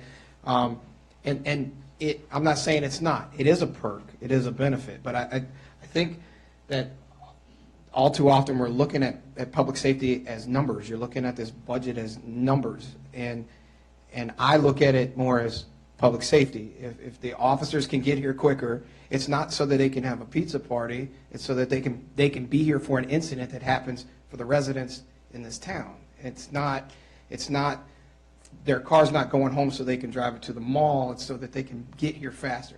That doesn't mean I don't understand exactly what the two of you are talking about. I'm not saying it's unreasonable or that it doesn't happen in other jurisdictions. I'm just saying this is what I instituted when I got here, although we did have a hybrid plan when I got here, because I thought it was safer for the residents of the town. So that's all. Don't look at it as a benefit, although it is. Don't look at it as a perk, although it is. It's a public safety thing. They get here faster. They can respond faster. It's four-wheel drive when it's snow. And of course, you knew all my arguments when we talked about the number of cars, just so every officer had a vehicle when we were all in town at the same time, which happens a lot, especially in events and court days and things like that. But that's a discussion we'll have for another time. But all I'm asking is that you look at this as a public safety thing and not as a benefit or a number on a paper. That's all I'm saying. But that being said, whatever decision is made, it's my job to go back and institute this, and my attitude determines what the officers feel. And they'll, like you said, they're professionals. They'll abide by whatever it is. But I'm going to give my argument in the budget. You clock in, then you clock out, and everybody's friends again. But I'm asking that we would keep it to the take-home, and that we would keep it at the 19, which I had looked at over the years. If we don't do that, then we would come to, maybe we would, as a second option, we'd come to some type of compromise. But in the end, you don't have to compromise with anything. It's up to this council. I'm just telling you what I need to operate as we currently are, and that is for public safety. It is not so the officers, don't have to drive their own personal vehicles, and I'm trying to save their, 67 Corvette. It's for public safety. That's just my plea as the chief. Okay, if we want comments, we'll go around the dais. We'll start with you, Marshawn. So Chief, you brought up a good point. If we're looking at it as a perk or we're looking at it as a demonstrated need, we can have that discussion. I do think regardless, we need to account for it, the totality of what that means. The maintenance, the fuel, the mileage, the serviceability, the service life, we need to be able to account for it and understand what it means. And it sounds like the impetus of that discussion is this item. I would agree that $4,000 would be, or amending that is going to be hard to track. And with all the variables, with the way you explained it tonight, all the variables that might fluctuate that dollar amount, the counting of it may be hard to do, or, well, I guess you submit the receipts every month. I guess what I'm saying, that this doesn't seem like the line item based on tonight's discussion to be the line item that needs to be manipulated or reduced or changed. So I think Chief has enough feedback to know that this is something that we'll probably need to start tracking, again, across on all the line items that relate to cars that leave the jurisdiction. So I'm sure we'll continue that discussion next week. Thanks. I have those numbers, What's that?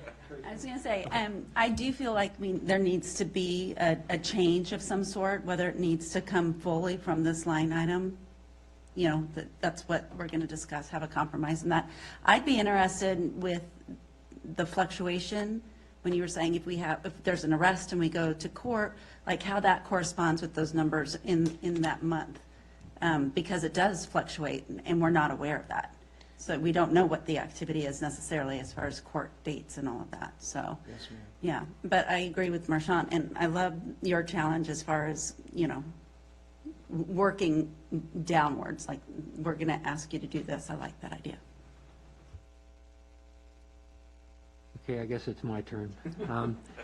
I want to also address the big picture here is, we are county residents, we are paying county police force, and we're supplementing that. We like to have the town police force because it adds extra services.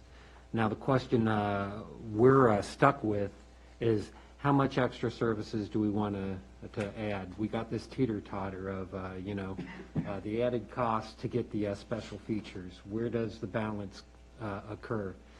And these discussions at least help us understand what possibilities we do have. I like the discussions, but it looks like we probably do need to really look at our services, what we want, and come up with some policies that we feel are best for how we want the police force to operate, and then support them on the funding to achieve this operational goal that we have. I think our next step is probably to readdress the policies and determine how we want to move forward with the budget, and probably leave this budget alone, at least this item alone, until we come up with these policies and really start to address how much the cost is. So, Chief, how long will it take you to get from one side of town to the other? You can be at any house We like to say we'll be anywhere in the town within 5 minutes or less when you call. and I can tell you Prince William's not going to be able to get Prince William, because you bring up good points, Mayor. You do. Prince William is light. I've talked to the chief. They're light in this area because of ours. They can't say that over at Duffrey's. They can't do it. Now it's different demographics and everything else, and I understand, but their response time and the other things they do for the town, such as check doors when people are away and stuff like that, Prince William won't do that. So, but you bring up valid points, so I just wanted to make that. And I want to echo what Joe said a while ago. This is what a council's supposed to do. Mm-hmm. All of us as a finance committee is what, and I just appreciate the discussion. Mr. Mayor, follow up. Chief, I did hear you. Chief said some of the numbers the accounting that I was asking for or suggesting, he says he has, right? Yes, I've forwarded it to my liaison, and Okay. then I believe he gave it to the. No, I just gave it to Bob, who had asked me, but I can forward it to you. Okay. I was warned not to stop sending out group emails and group texts. Someone warned me like bad. I mean, there was a threat. Well, sharing is caring. Yeah, so, You must not care. Someone Not sharing. threatened me and said I must stop these group text messages on HVAC units and stuff. So that information needs to be debated next week or not? It sounds like more maybe going into the October discussion, or if we revisit the policy. We're going to need to know, What level of service? you're right, do we want? October, What we because we're need going to to publish know. in November, So- right? Right. Oh, Yeah, geez, you're right. September. I'm sorry, you're right, October. I'll send it to the council if it's Okay. okay with the person who threatened me. I think you just BCC everyone in that line item so they can't respond to all these. Yeah, so he doesn't see who's. I'm just gonna be So to me, a statistic that might be helpful to say is, okay, of the budget with regards to cars, 20% is related to take-home. 22. 22. 22? Well, then you're, dang it, you already have the information. So anyway, that's the ratios we're looking for. It represents, I want that email. I'm going to stick my foot in my mouth here. I'm going to stop talking. I look forward to that information. I'll do next one. I learned from Joe when he was on council last time to track numbers. That's what he likes. Well, I realize that takes up your time as well, but it's, again, This it's is what we transparency. we have it. Let's, we We have gotta get this in order, though. We're dragging out time here. So, Chris, The last you're up point I next. have concerning the budget for the PD has to do with any extracurricular activities. I was going to share this next week with the PD report, but we just have to be cognizant of the fact there's one item that the chief and I discussed bringing back, which is the self-defense class once we are able to do it. And just a quick understanding of what that means for the budget, how it impacts the budget and how it impacts the officers. He would normally have about $700 to pay for overtime. It's not a lot, but it's $700. So I know there's a cut for the overtime money for the officers, but there's a $700 that he would normally associate with the self-defense class. And just to give you an idea, last year we had 4 classes with 130 students, 130. These are 130, mostly females. All females. All females that were trained in some art of protecting themselves, and every class was overbooked. You had to cap it. Yes, sir. Just to give you an idea. And that is something that we're hoping that once we're able to get it back on stream to offer it to the community, we're going to be doing. But just for us to understand that comes with a $700 price tag. It's not that much, but I think it's something that we should know that it's coming. And the money you collect goes to? We pick a place to donate it to each time. Mr. Mayor, that's all I had. Okay. Thank you. And Bob, you're comment. I'm ready to go to the next line item. Okay, now we can continue with the budget. Oh. That was a tough one. Where are we at? Okay. So the next line item is the uniforms police. This is removing 12,000 to making it down to 20,000. Obviously, the next line item is removing the 2,000 for community events due to the current situation, not being able to hold anything. This line item is to actually reallocate the vehicles. This is the lease. The $31,592 is what we pay for the PD vehicles. This is where it should have been. Prior council just asked to change it, but we're moving it back, reallocating how it should be. Where it came from? Where was it before? It was under Capital yeah, expenditures, capital wasn't it? expenditures, yep. Capital expenditures. It was used to be on line item 951005.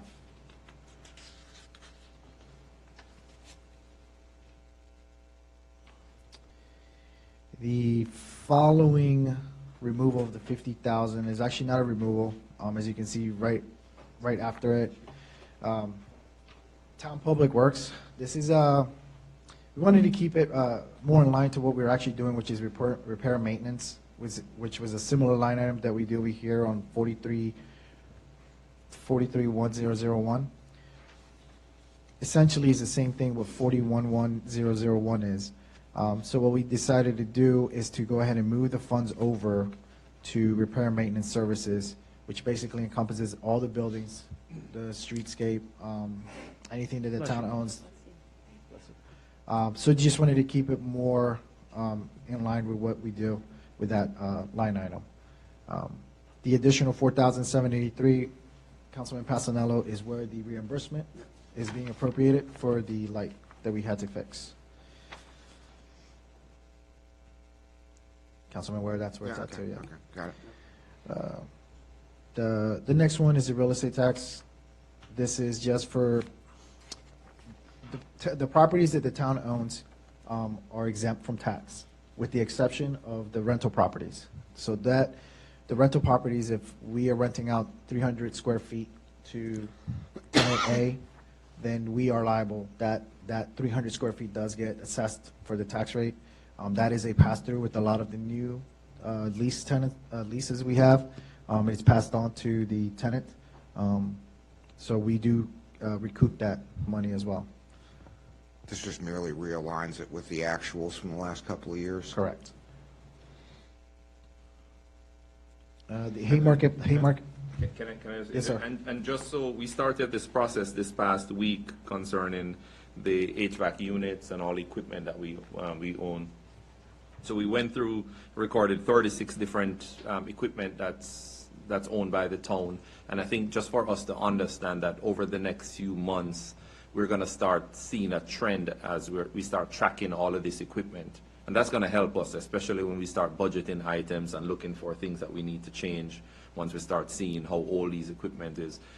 So we start realizing, okay, it's just better accounting for the equipment that we own that belongs to the town to be able to start phasing them out. There are some really old equipment that's here, but we have done some bad purchases in the past as far as the HVAC units. That's one of the big things that we looked at last week when we walked it.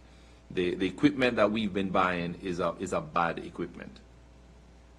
And, you know, you're going to start seeing it through the reports once it comes through to realize that we basically been buying something that should last us 10 years when we should be buying something that lasts us 15 to 20 years. And who is the we in this walkthrough?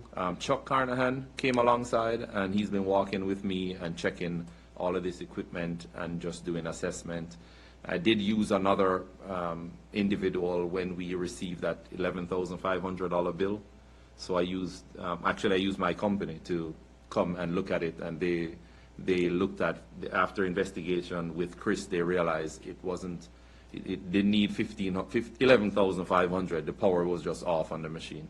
Yeah, that was my cue to get Chuck's name out there. I'd like to thank Chuck for the time and effort he's put into this. Chuck is willing to do a lot of work. As a matter of fact, when we walked next door to look at the small hut next door that houses the electrical circuits for all the street lights and stuff, we were looking at the panels, and he opened it, and he's like, wow, that's my handwriting. I wrote that 8 years ago, you know?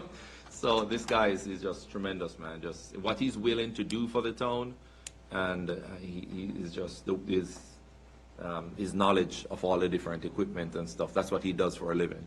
So it's good. Should I hold off, or was this going to be part of the building maintenance report? When? Tonight? Yeah. Yeah, there is a building maintenance report, so yeah. Is that what you were going to talk about on number 8? Yeah, but I'll repeat it. Oh, no, because I wanted to add to that. We have to 10:30. I know. No way. Yes, it is. But I wanted to add to that real quick. Your focus is on the buildings and those assets. I'd like to propose that once you've corralled those cats and you got that in order, we really need to look at the entire asset inventory. So so Chuck and I, we looked at the inspection reports. So That we was the are. original one? We're looking at the inspection report for all the buildings. Okay. So we're going to go more in detail The once But I- we're finished with the proposal from equipment. the beginning of the year. Okay, but I'm even saying beyond that. I mean, we're talking about all the mechanicals is what you're talking about, and then the buildings themselves and all the associated capital outlays that may be down the road. I'm also talking about the light poles, the streetscape, and things of that nature. Any asset that we have, we should do some kind of an assessment on that, right? A condition inventory, so we know exactly how good or how bad things are, and then we can figure out our capital program Exactly. going down the road. Exactly. We even have someone on council who's going to inspect the railroads for us, the rail Yeah, tracks. okay, right. And that'll come into play. That'll come into play, of course, with our priority list. We got to Exactly. make sure that we align properly and hit the priority items first. Okay, Was that the last continue on. Sorry, Roberto. That's fine. Well, so this is actually where I was going to discuss it as well, talking about the grounds and maintenance repairs specifically for the park. just as we brought up in the priority list. So we've already touched base on a lot of different items. However, one of those things that will give us extra staff if we need it, for example, when we're talking about the website update, the social media update and changes, communication plans, and talking about things like that, I think it would probably be advantageous based on what we need to do with the park and increasing the repair and maintenance budget as much as we did. I think that if there's any repair and maintenance that needs to be done at the park, that line item that is now pretty substantial, almost $120,000, should be able to take care of a decent amount of that. But according to your priority list, there may be a part-time person, whether it's, like we were talking about earlier, Freshy Sites or Imagine, or, hopefully a company that's here within this region can help us with some of these things, because when we're really focused on all of the other items that are in our expertise, Emily with her plans, Roberto with the budget, and trying to get the overarching things done, I think that part-time help would actually be a little bit more beneficial in getting a good portion of these, because they kind of line up pretty well together, social media, website, stuff like that. And based on what you guys are going to want to see on the website and things like that, if you give someone who's experienced with it, I mean, Emily does an amazing job, but that's not every day, 40 hours a week, all they do. And I think that if we take away a lot of that part-time labor, you also lose some of the college. We have 2 college kids that come and help us in the winter and the summer and help us do a lot of stuff, whether it's repairing some of these benches and things like that. And $12 an hour for a couple hours a day when they're here can actually help save us a lot of money.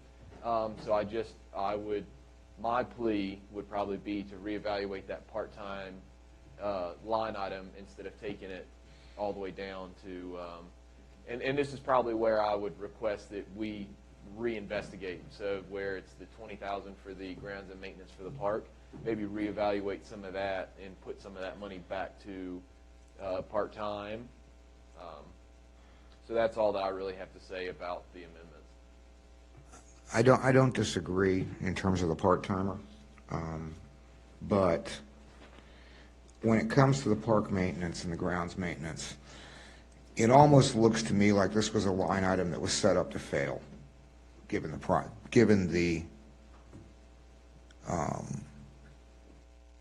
prior year's actuals.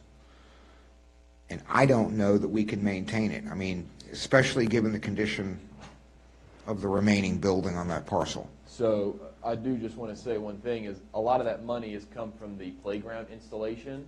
When you're talking about repair, or like the landscape, that is taken care of in the landscape contract.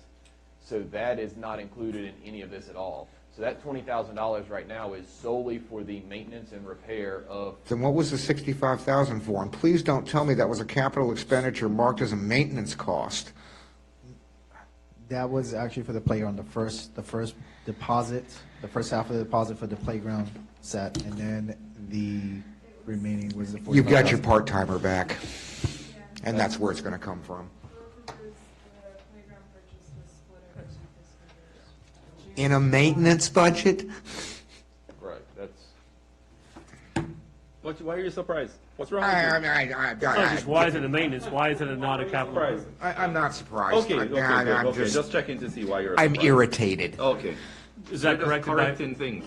It was credited, it was appropriated to the wrong line item. It shouldn't be there, which gives you an incorrect impression as to what the carrying cost of that park is. But that should have been in what line item? It should have been further down in your CIP, in your capital improvement costs, not carried as a maintenance, because it makes the park look extraordinarily expensive. Yeah, you've got your $20,000 back. If I'm reading this right, it was $110,000 for that playground? We paid $110,000 for playground. No. Please don't tell me that. Close to 97. I know.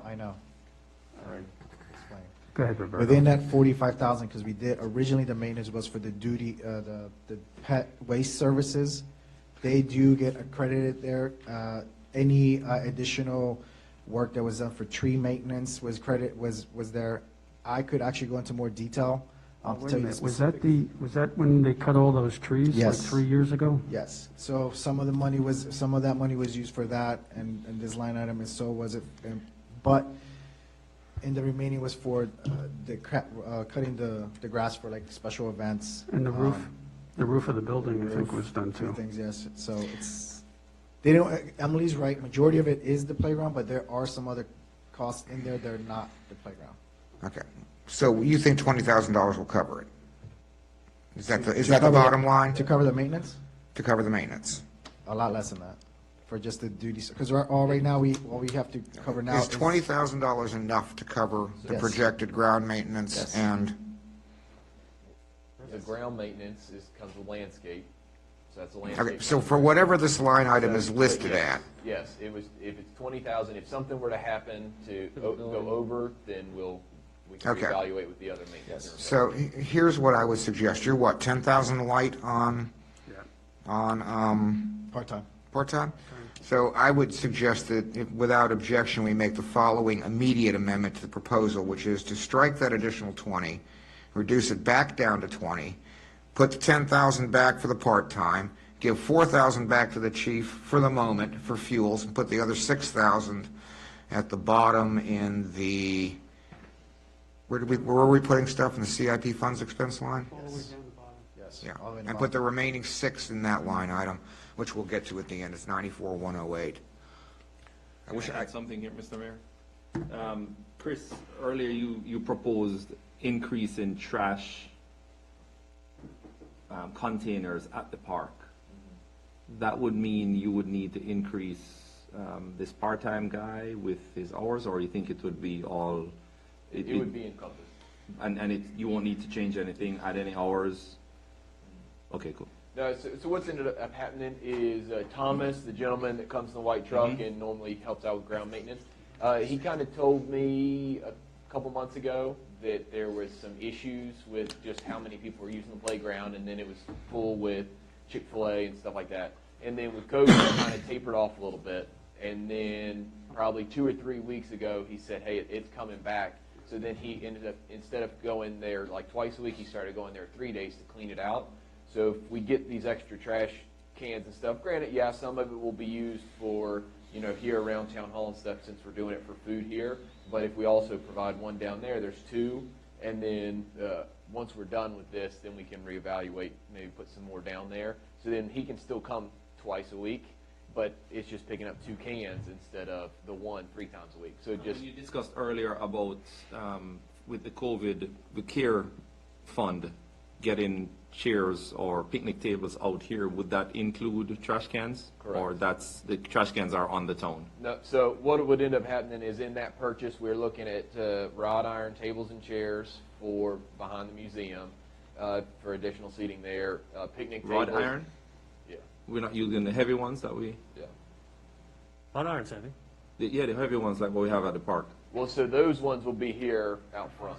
Yeah, so nobody can move them. Exactly. Yeah, I love those, man. Those are good. The wrought iron will go on the deck of the museum because it's a little bit smaller scale. Okay. mass, and Okay. more Right, right. And- fitting. Yeah, those composite, man, that's, yeah, And then it'll be the trash cans. it's good. It's good. next. All right, so I'll make those changes. The next line item is for the events. Once again, due to the fact that we're not holding events so far, we removed the 70,000, but evened it out with the expectations of revenues being 20,000 to expend out 20,000 as well on the expenditure side. The next line that got adjusted was a consulting engineer firm. This was more to align with the past trends. This is for the town engineer. It's also done on a pass-through basis largely. Correct. You'll see it later on as the months go by that I've created actually a pass-through. So we'll be able to keep track what we're passing through to the developer resident and what we're paying out to the engineer or legal. Comp plan as well, this has got reduced, as I believe Councilman Ware will be assisting the town planner on this. Okay, Marcia, on open fire. So the 40,000 was when we had a planner on-call services, and we were going to turn that over for the full development of it. As you explained this to me, we're now turning this in-house, and we're not going to do a To the complete overhaul, but an extent update. possible. Okay. I think 10,000 is too low. I would probably be more comfortable with something like 15,000. We do need to, at some point, we do need to bring in Well, some, then take 5 out of that 6 and make it 15. I'm happy with that, and put the extra 1,000 at the bottom. so. We suddenly have money to play with. Do you agree? Since we're- I do, yes. Okay, thank you very much. If that makes you happy. It's not about me. Oh, on that line item, it's all about you. All right. Anybody have an objection to that? I mean, I'm just spitballing this as we're going. That's okay for now, I think. Anybody else? We still have $1,000 in our pocket.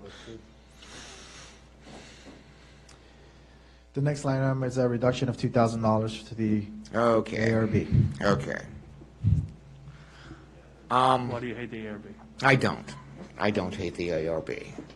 If you go back and you look at the town council salaries and wages, what I did was averaged out what it would cost to pay the town council for two meetings a month, plus budget meetings and an occasional 1 or 2 emergency meetings. And I did the same thing with the planning commission, which really doesn't need much adjustment. If everybody shows up, and because the size has been increased to 7 people, I couldn't cut that. However, when I did the calculation for both the planning commission and the ARB, what I did not realize was that the previous administration apparently made a decision to pay the town council liaisons to the ARB and the planning commission their town council rate of pay at $100 a meeting rather than the $60 a meeting. Negative. And we're going to get there, because you are right. I've had the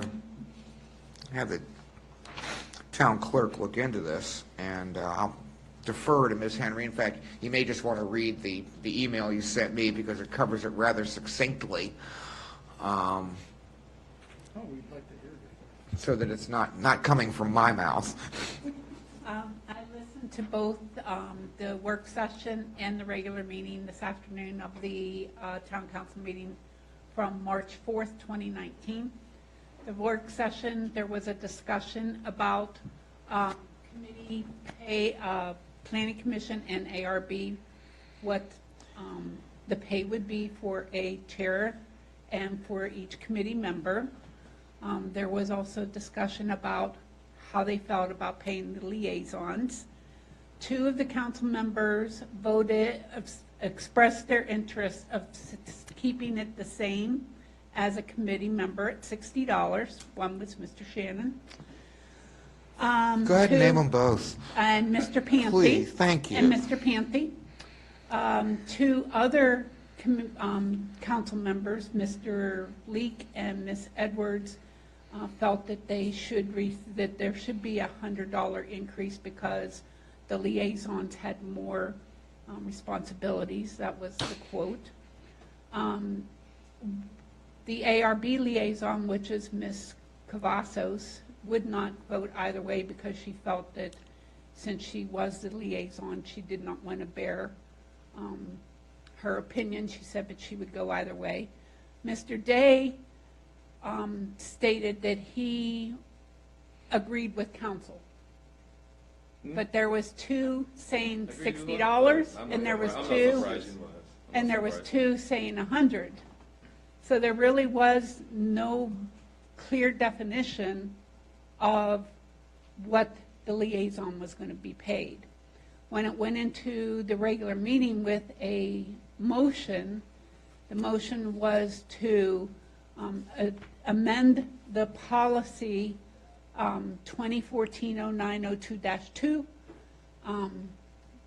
but there was no definition of what the liaisons would be paid. So, all of that being said, Marshawn and I have now collected 2 checks for $200, which were an overpayment of $40 on each check as No, far as what- I'm I concerned. was wondering about that.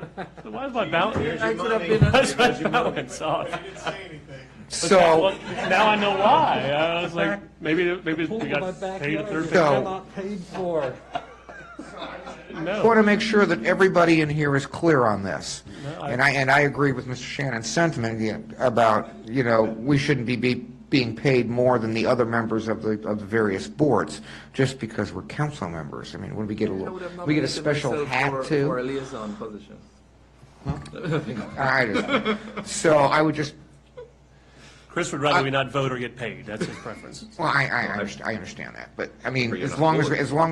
that's the case, I just wanted to be clear that as far as I'm concerned, and I presume I am speaking for Marchant Now and the that the rest. chief has dined me out, I'll go down to my lawyer. I would assert that the rate of payment for all ARB board members and planning commissions is equivalent except for the chairs, regardless of whether they are town council members or not, and that I would like for the treasurer to adjust our next check accordingly to recover our overpayment. Can we just, I think, do we Trying to have- just cost you $80. The question is, what was the policy before then? We need to, we need to follow whatever that Previous to policy this was. discussion, in the entire time of this town that I am aware of, every liaison got paid the same rate as every other member of the planning commission or the ARB. There was no additional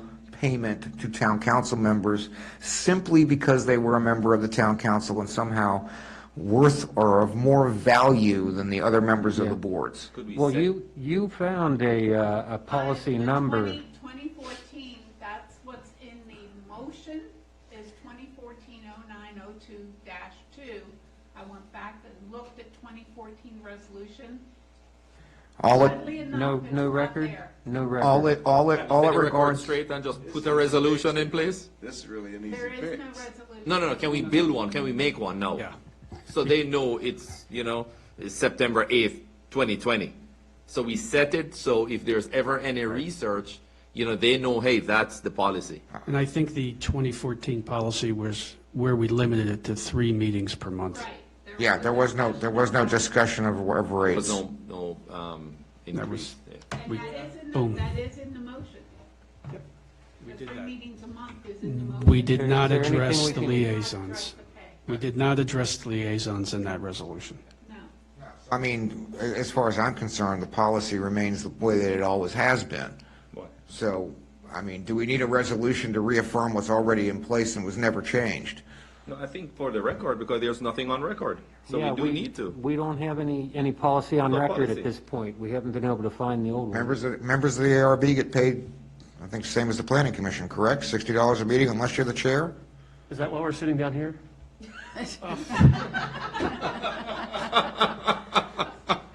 I realize liaison. You get confined to the kitchen with the card table at Thanksgiving, don't you? Here, I think we need to just define it. Can we just do a resolution on Just a Monday? resolution. We'll do a, Hey, that works for me. So can we have a resolution by next week? we'll provide a draft policy. Okay. You're only costing Marshall. Fast approaching saturation and regression here. This definitely needs to be put in play. Plus, this gives the town a week to come back and respond if they have problems with Hey, Bob Moore. us reducing money. Please, that overpayment, please collect that. That's right, and take it with interest, okay? I would, You're buying me lunch, Chief. but I. Know where you live. I just like to state one thing is that, just so there's a clear understanding, when this happened, the acting town manager at the time was the one that made the decision. That would be the mayor, right? As to the liaisons being paid their town council rate. So just wanted to make sure you guys understand it wasn't a decision on my end. Voted on decision either, apparently. All right. Moving on to the next one, why the training budgets are different for ARB than the commission? Training budgets. One of the reasons for that. Convention education?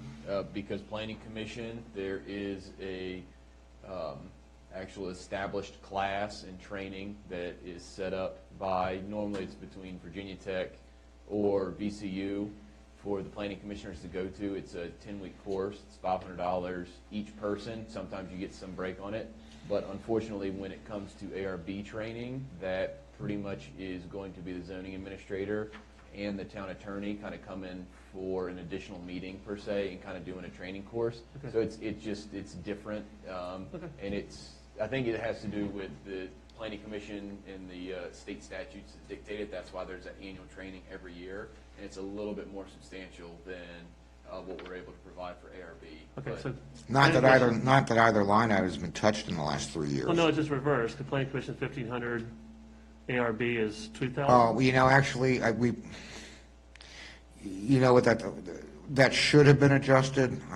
I don't know that I want to bother with it now, Okay. but it should have been adjusted since the planning commission membership was increased, but, That's fine. yeah, I mean, look at the zeros and the actuals, so, And Councilman Schneider, the other thing is that the planning commission training, basically you take it once and it kind of runs in perpetuity, so you don't really need to do it again. You get books and kind of references and stuff that you can go back to, as well as Emily's here for questioning, where I think the training for the convenience and education, that also hopefully would include if there's any large projects that come up or complicating or something like that, we have the ability to ask Martin, the town attorney, to come to some of those meetings.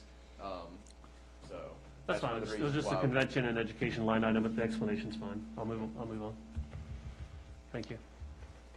All right, the next change is, here's where you'll see the CARES Act expenditures.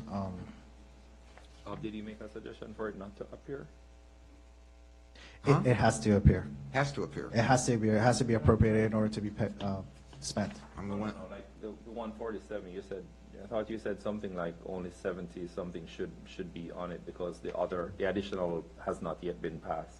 Oh, This no, is we're the going to have first- to double that. Yeah, this is the first batch. This is the first batch. We're going to have to double that Yes. to whatever it is, 290 something. So there will probably be an amendment to something at the September 8th meeting, because as of right now, we're going to draft it for the 147,000. That'll be the advertisement to get the thumbs up for on September 8th. But as long as the county operates with how we think it's going to go down, it's going to be double that. And So we'll just make we that- should have the county's agenda Wednesday or Thursday, which should have that as an agenda item for next Tuesday. So that's all we were saying. And that would be an easy edit of just two line items, one in the revenues and one on the expenditures. Once again, here's a removal of the 31,592, which is for the PD vehicles. This is just removing it from the capital lease payment line item and putting it back into the PD budget. This is the remaining portion of the pedestrian project.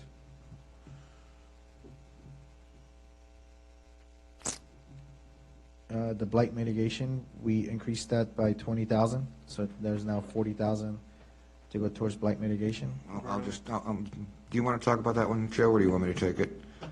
The reason we did this is because, let's be serious, if we are going to be serious about dealing with blight in town, it's not free. So if it is the intent of this council to pursue blight and having it dealt with in a timely fashion, it's going to take some expenditures, and $20,000 wasn't going to cut it. That would be enough for one incident, probably. Not even. Yeah. Mayor, I had a quick question on the previous line. So I gotten a question from Councilman Shannon about the future of the property out here, this town center master plan. So we have an engineering plan that looks like it's been done, but we've offered no additional monies to put into the town center in the foreseeable future. So we're done for now. That's on line 94-108. Yes, so we put a stop on that. That was actually, we couldn't do both. We can't do, the town doesn't have enough funds or reserves. It would deplete its reserves to be able to run two different projects. The project here, I believe, Mr. Shire was here at the time, was estimated to be around 2 million. We would have to go for a loan.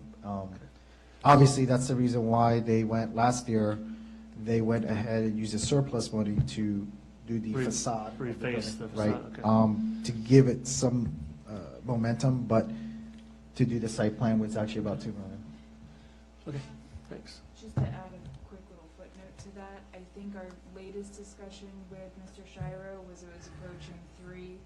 Once you do certain changes on our building, it triggers an elevator, and then if you do certain changes on the site, it requires full E&S. So we were kind of stuck between a rock and a hard place on if we could phase any of that as well. That's why I look at it as two distinct projects, the building versus the site. So something to bring up another time, but I would like to talk about, we have those plans that are on the shelf that we shouldn't let die out. And I guess it's a question that we're going to have to address is which is more important or which is of a higher priority? Do we want to deal with the building or do we want to deal with the lot? And then it's also maybe a discussion of adding in your turn lane on Jefferson Street, because that too is an approved site plan that we don't want to let table too long. Yeah, we mobilize across the street, we're going to want to do that. So it's a conversation for another day, but I think we need to talk about, do we want to put more monies back into the plans we have engineered, and then the monies we want to put into the park?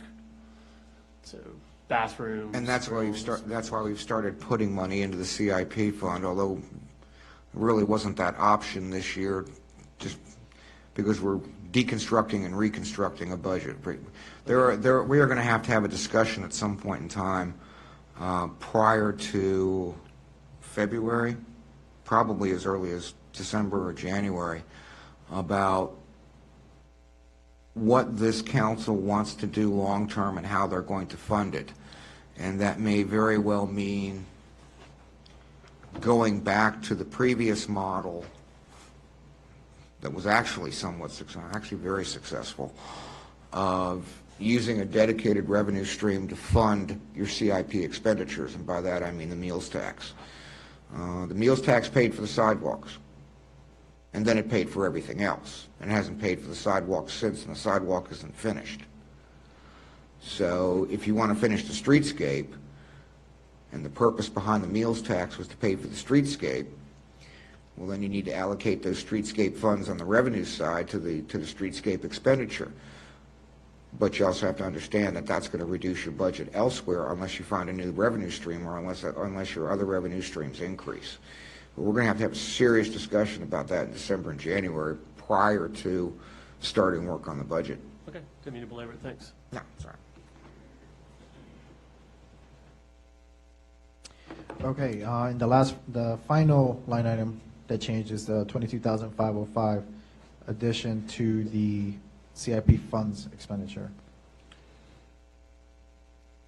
Well, that acts as it acts as a, for lack of a better term, a reserve. The 22? Yeah. Yeah.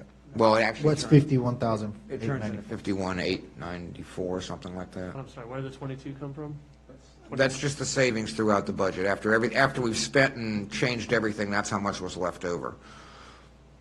You can almost look at it as a contingency. Okay, but we're showing it as an expense. Well, we do have a CIP fund, so I'll go ahead and email that to all the council. Yeah, but so you guys can kinda it see the doesn't list. have a project associated with it, so you can either view it as a source of CIP funds, or you can view it as a reserve, take your pick. And at the end of the year, you decide what you want to do with it, if there's anything left. Okay. Or is that oversimplifying it, Roberto? Oh, no, actually, that's good, and that's actually funded out of the operating budget. That's, so we're clear. Yeah, it's not funded out of reserves, it's funded out of your operational streams. Okay. Okay. Questions? Yep, any questions after the walkthrough? Joe and I will accept hate mail, emails, and all other type of correspondence on this issue between now and next Monday, Tuesday. I keep forgetting we're meeting Tuesday, not Monday. And what I'll do is I'll go ahead and make those changes that we discussed today and send it out. To everybody. To everyone. Everybody. Yes, of course. Okay, we'll close that item up and we'll move on to the next one then. We got zoning text. I'm going to make this real short. Make it real quick. Marchant grudgingly is working with me on this, as is Emily, although I'm getting death stares from him now. The zoning text, the town zoning ordinance is inconsistent is a kind word. So what we need to do in the relatively short term is make some fixes to those inconsistencies and fix what other things we can fix rather easily. The question is, do we have the time and the resources to sit down and go word for word, line by line? And the answer is no. I don't believe the answer is yes. I believe the answer is no.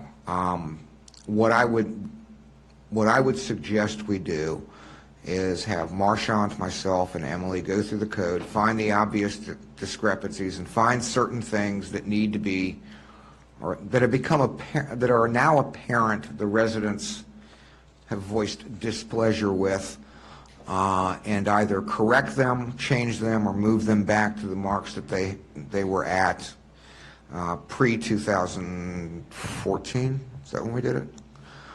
Again, I'm going to jump on my short soapbox for a second. The town had a zoning ordinance that was crafted over a number of years, took into account the peculiarity and nuances of the town. At a point in time, a previous administration decided that it would be wise to adopt what I reference as a cookie-cutter zoning ordinance and just put it in place without really cleaning it up and tailoring it to the town.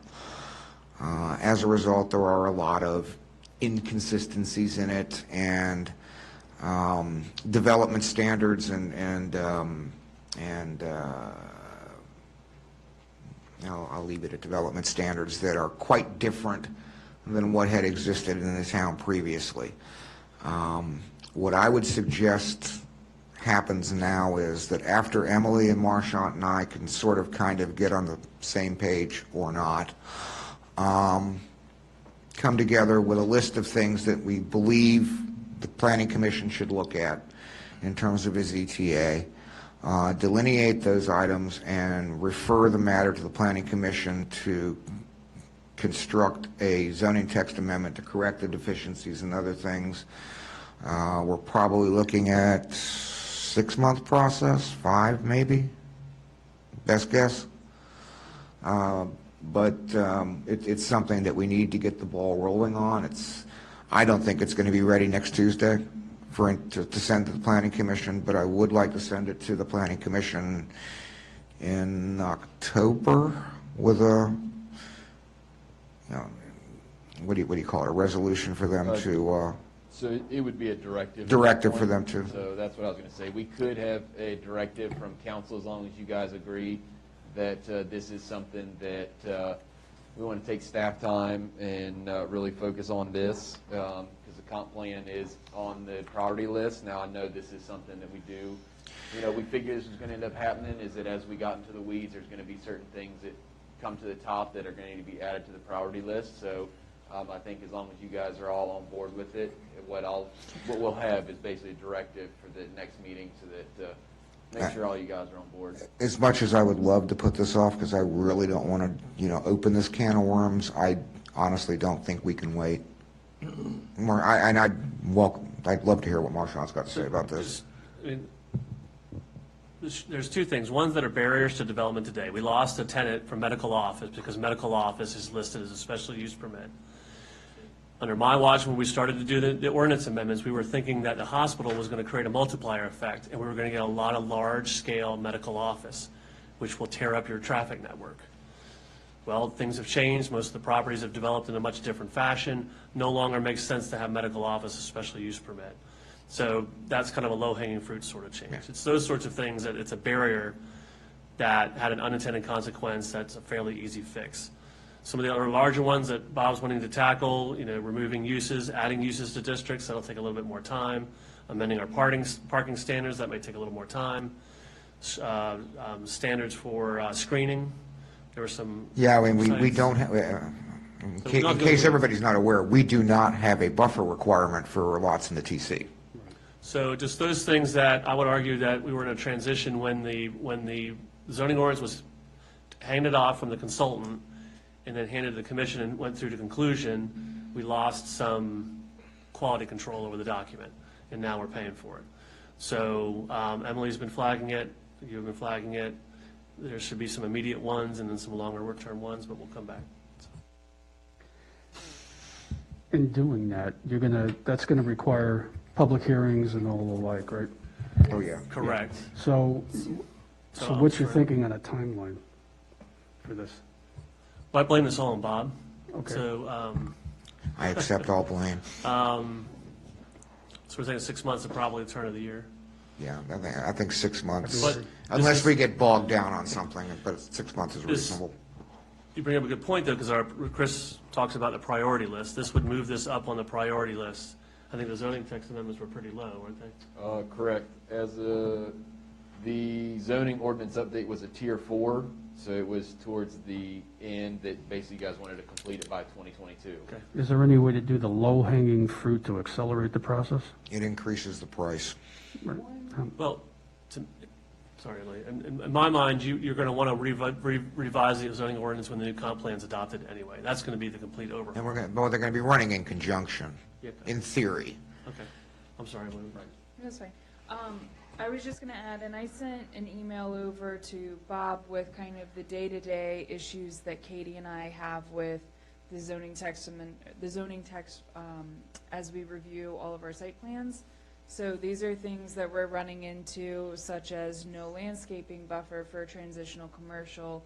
A lot of the stuff was left out for transitional commercial. Now we have 3 parcels that are designated that. So some of this stuff, it'll be a little bit to tackle, but I think it's worth the endeavor to start it now. Absolutely. And then as for the public hearing, I just also wanted to add, any property in town that's affected will be mailed a letter to that address so that they are aware of the zoning text. I would actually suggest that given the scope of what will probably come out, that we actually mail just a notice to everybody. And with that, we actually have bulk permitting now, so it actually would probably be cheaper if we just mailed it to everybody opposed to picking 30 houses that are adjacent. To be proactive, we can put a notice in our upcoming newsletter in October that will go out October 1, hopefully, that just says, upcoming, we are working on this, and you can stay tuned. Here's your sources on how. So some of the, just to clarify, some of the projects are already grandfathered once we make these changes. Stuff in the pipeline. Quite a few, yes. Yeah. But the period between now and those changes, do they apply? I guess it depends on where they are in the process. If there's no application in, then there's no application in. If there's an application in already, then no, they wouldn't apply to that. And you could put language in your ordinance that establishes the effective date. So, Yeah, you could put that in the adoption of the zoning text amendments, yeah. but to belabor it, you do bring up a good point, because I think some folks may think that we're moving to challenge some of the projects in the pipeline, so. we just need to be clear. And you can't, You have to- experience has been you can't do that. You have to so. amend them at some point. Yeah. so. Well, that's the point. If something's already in the pipeline, Now, to that point, if after we refer it to the planning commission for action, or for them to put something together, if something comes in the door, that's a different story. that's, okay. Well, there should be a moratorium on development while we're considering. Correct. No, it's the same thing with, zoning, or rezonings when you're redoing the comp plan, but somebody explained that to Prince William County. That's a foreign I think they concept want to us to them. finish up so they can finish. Oh, well, he's got to go still. I did already. Oh, okay. I slipped it in before I you. don't want to belabor it, but we missed one thing that Roberto was going to do. He was going to do the year-to-date, the actuals. Yeah, but maybe we can just push that off till Monday. I can do Monday if it's okay with council. That works for me. Yeah. I'm already packing up. Yeah, the last item, I'm assuming we're done with the zoning text. Last item is the building maintenance report. He wasn't paying attention to you, was he? Yeah, he did. He heard me. We're And you good, sir. said you already addressed it, right? Yes, sir. You gonna repeat it? No. Okay. Well, you said you were going to repeat Yeah, it. That's why I okay, gave you you the want me- opportunity. Okay, that's all we have. Next is I don't want to the give agenda too much items. information too quickly. Yeah. But, so, it's coming, it's coming. Chuck Okay. and I are doing a thorough. Next item is adjournment. I'll make a motion to adjourn. Got a motion? Second. Got a second? All in favor? Aye. Aye. Good job. Here. Where's breakfast, Joe?